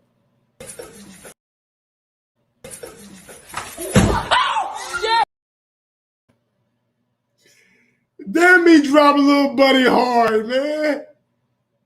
I ain't never seen a little. Well, he dropped little buddy something vicious. Nigga, that check hook was nice. That check hook was nice, man.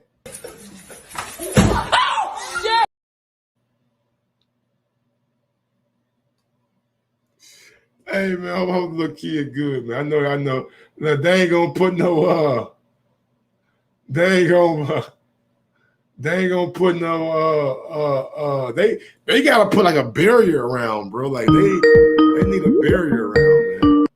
We going out to 716, man. 716, talk to your boy.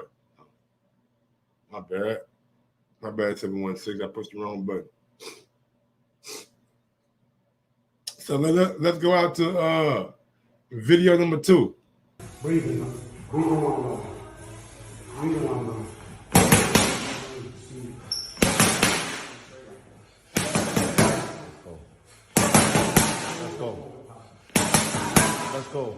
Let's go.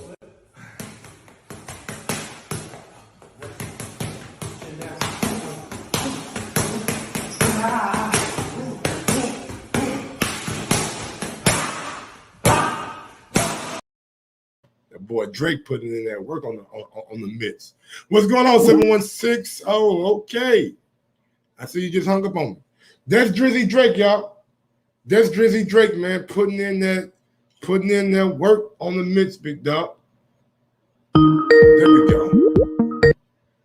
716, what's going on, big dog? Talk to your boy.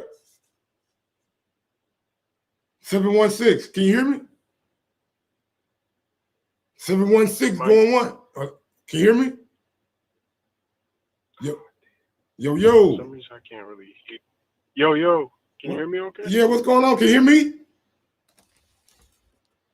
Yeah, it's kind of cutting out a little bit, but. What about now? Yeah, it's good.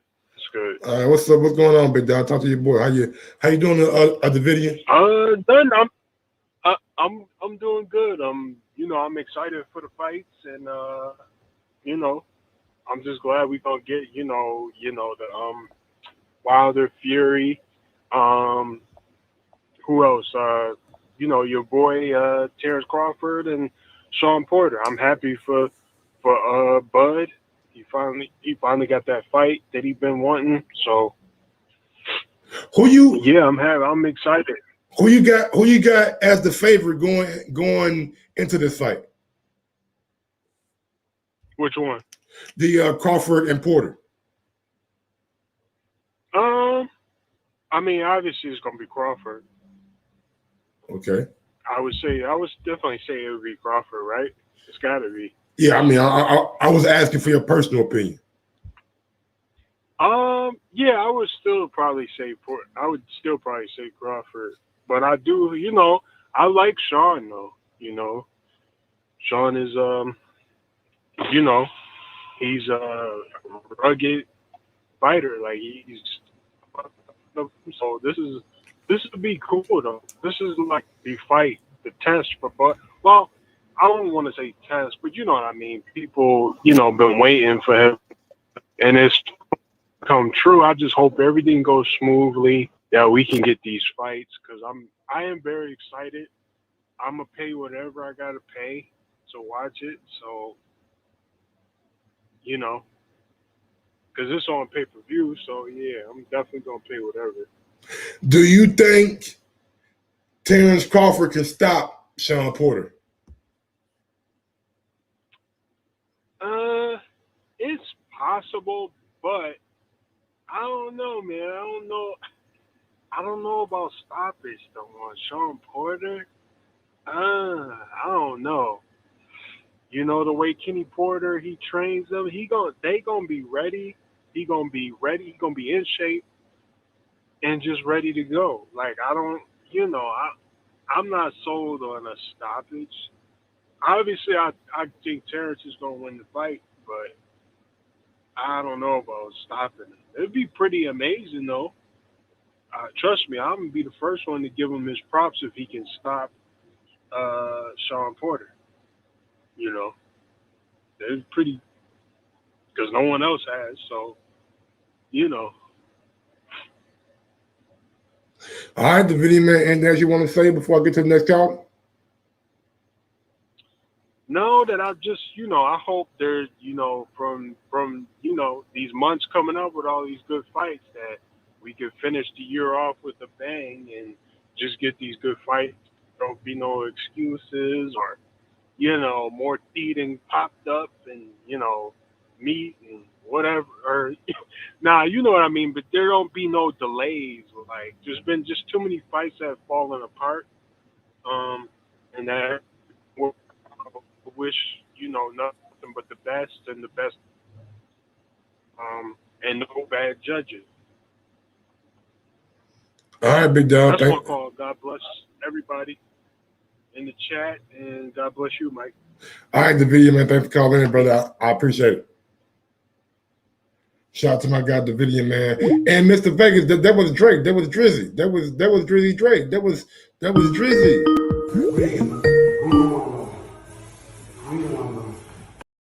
I can't go today. AJ, what's good? Talk to your boy. What's going on, Mike? You already know what it is, man. Another day, another dollar. Yeah, I see you on here cooking, man. Yeah, man. Almost 3 hours in. I see. Putting in that work. Talk to me though, man. How you feel about this Shawn Porter and Terence Crawford? Man, I got Terence, man, but I mean, Porter ain't gonna make that shit easy. Not by a swing, not by a round, man. It's gonna be a fight. What I kind of want to see more in terms of the actual matchup inside the ring is how Porter's gonna be, how and if Porter can get on the inside without the swinging and you get what I'm saying, the whole the crouching and the tight elbows down on somebody like Terence, who from a distance can pick you off, and then as soon as he sees any kind of movement coming in, he catches you with either an uppercut, a hook, and then you know what I mean. He gathers himself, which is you know what I mean. So I'm kind of more interested, and because of that, I don't see either one of them getting dropped on the real. I don't see either one of them getting dropped. I see it more of a technical fight, just because of the fact that both of them know who each other is, and both of them, I mean, put the whole French shit aside, but both of them know what both carry. You know what I'm saying? And because of that, I feel that unless somebody gets wobbled and maybe Terence reported like probably just fucking goes in. Besides that, I see it being a technical fight, man. I see it being a technical match on the real. All right, man. All right, big dog. Well, AJ, anything else you want to say before I get to the next caller? They calling in. That's it, my man. Hey, keep cooking, man. Hit the like button. Hopefully we'll be here as soon as they find out who the victor is. Yes, sir. You know it. Shout out to my guy AJ, man. Going out to 404. Oh, now you're up here, nigga. Hold. All right, we got 2 more calls. See 404, and then I seen Stunner Boxing called in too. So we got 2 more 404 right there. 404, talk to your boy. What's going on? 2 more calls. 4. Yo. What's going on, big dog? Talk to me. What's going on, man? It's your boy Gio from ATL, man. Look, all I want to say is this, man. I'm asking you this question. Who has Terence Crawford fought worth mentioning, man? I mean, did you watch the? First of all, do you rate Virgil Ortiz? You said Virgil Ortiz? That's what I'm saying. Do you rate Virgil Ortiz? Rate him as a fighter? Not really, man. You don't Not think he's really, good man. at all? That I mean, he all right, but he ain't worth mentioning. I'm talking about who had like TC Hart has not been tested at all, man. I mean, when you that when you like, it's like Floyd Mayweather, man. Like when you like got talent that's just better than everybody else, and I believe you won't see anything different with Shawn Porter. You're gonna be like, damn, this dude it really is just that damn good. Now Shawn Porter may show something different, but I don't see a skill set in Shawn Porter that tells me that Shawn Porter has what it takes to beat Terence Crawford's skill set. Do you? All right. Look, I understand the skill set and everybody. Be I'm not be real. Like for what you've seen from Shawn Porter's output in the ring against Formella, against Paulie Malignaggi, against Errol Spence, against Keith Thurman, against Danny Garcia, against Ugas. You've seen Shawn Porter fight many occasions. Do you believe in your heart of hearts going into the fight on November 20th, Shawn Porter has what it takes to beat Terence Crawford? Man, look, all I'm saying is this. That's what I'm saying, big Shawn dog. Porter is a dog. He a dog, You feel bro. me? He's a dog. I'm not You know taking away from him. He's a damn good fighter. And when it comes to Terence Crawford, he hasn't been tested, man. Y'all not gonna tell me that, Gamboa or Kell Brooks. When he fought Kell Brooks didn't have no love in his corner. His team was all out of the country. You know what I'm saying? That don't count. You feel what I'm saying? Like, Shawn Porter has fought the best. You know what I'm saying? Keith Thurman, Danny Garcia, Spence. You know what I'm saying? And this is what I'm saying. They want to say that Shawn Porter was running from TC. That was not, man. TC, nobody mentioned. Look, these are three people that they never mentioned. They never mentioned Shawn Porter's name. They never mentioned Ugas' name. And I've always had Ugas in like the top 5, man. He's always been an underdog. You feel me? And they never mentioned Triple G. I'm just gonna throw that in there. Those are top 3 people they never mentioned. Now this is the ultimate test for TC. You know what I'm saying? This is the ultimate test. This is the time where he get his heart tested. It ain't gonna be easy for him. You know what I'm saying? I get people saying, he crafty and he could do this and do that. Come on, man. Look, if he loses against Shawn Porter, he gonna have to go back and fight Gamboa. Who you got winning? I got Shawn Porter winning, man. I bet 1,000 Ethereum.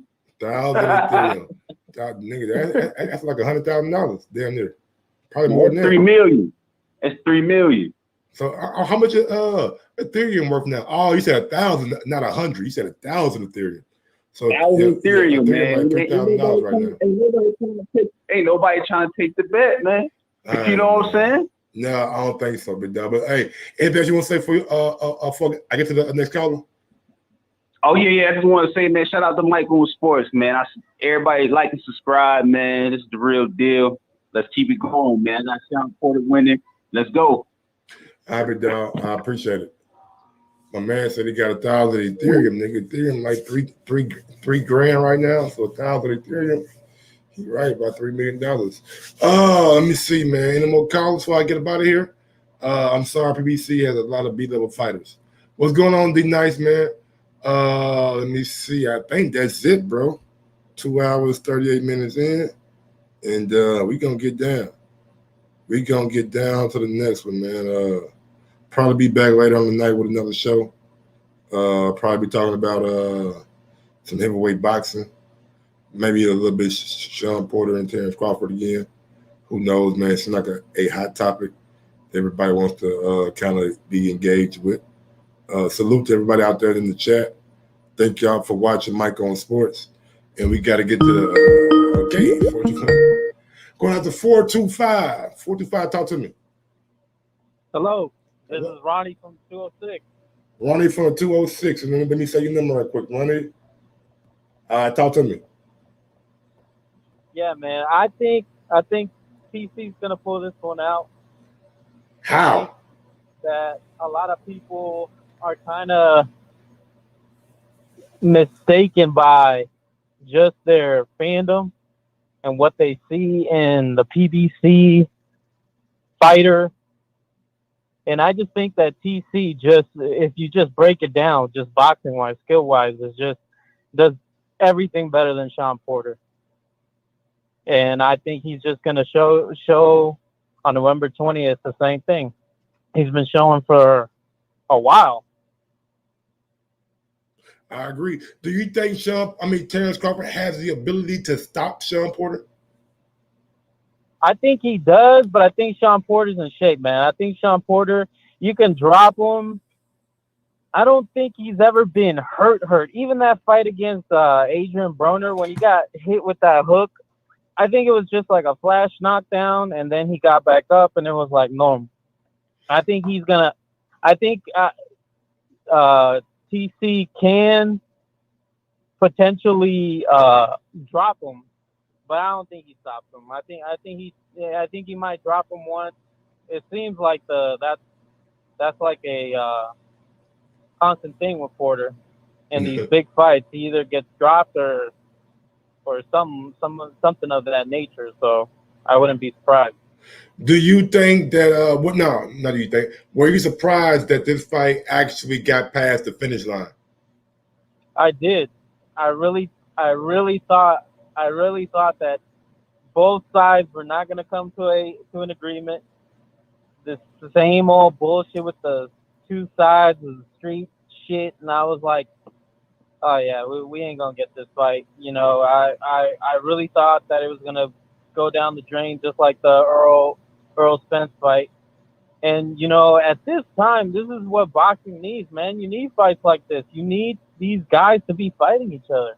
There's no reason for financially, and I get it, man. These promoters, they treat these guys like assets, but the asset can't really reach its full value until you put it against other assets that are at the same kind of tier, the same kind of bracket. You know what I'm saying? You got to put them to the test. And this sport is like slowly dying. And COVID really showed kind of like the how what the state of boxing really is. It's just, you know, these top fighters just fight 1 to 2 times, if they even fight once. They'll even take a year or maybe a year and a half off, and no fights happen. And you know, that's not good for the sport. You know, you wouldn't like that shit from the NFL, the NBA here in America. You wouldn't like that shit if the Bengals play once a year, or the fucking Seahawks play once a year. You know what I'm saying? That's just unrealistic. And I get it. You know, you need it's a different sport. You know, the wear and tear on the body. But man, honestly, at the top, like you see the UFC, and you see these guys, they're fighting 2 to 3 times a year. That I don't think that's out of I don't think that is out of the question for these boxers to do. I agree, man. I agree, bro. Just like you said, the sport just not giving us what we want, like when we want it. But Ronnie, anything else you want to say before I get to the next one? That's it, man. Appreciate it. No problem, man. Thanks for calling in, brother. You call in anytime.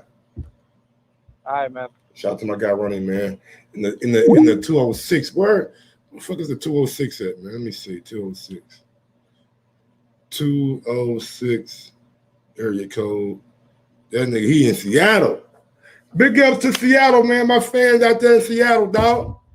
Shout out to Seattle, nigga. You know what I'm saying? Some real dudes out there. I think that's the last call. I've been set up for the last 30 minutes. But yeah, man, 2 hours, 45 minutes in. We're going to get on down, get to the next one. Thank y'all for all the support, bro. Thank y'all for watching Mike on Sports. Got to get to the next video of the day. Let me see what we got. That one. That one. Where I did Drake. I did a little with the uppie cut. He got caught with the uppie. Got caught with the back up, little buddy. Get caught with the uppie real quick. And now we got sometimes you don't need to approach people in public because you never know how people can react, especially if you on some fuck shit.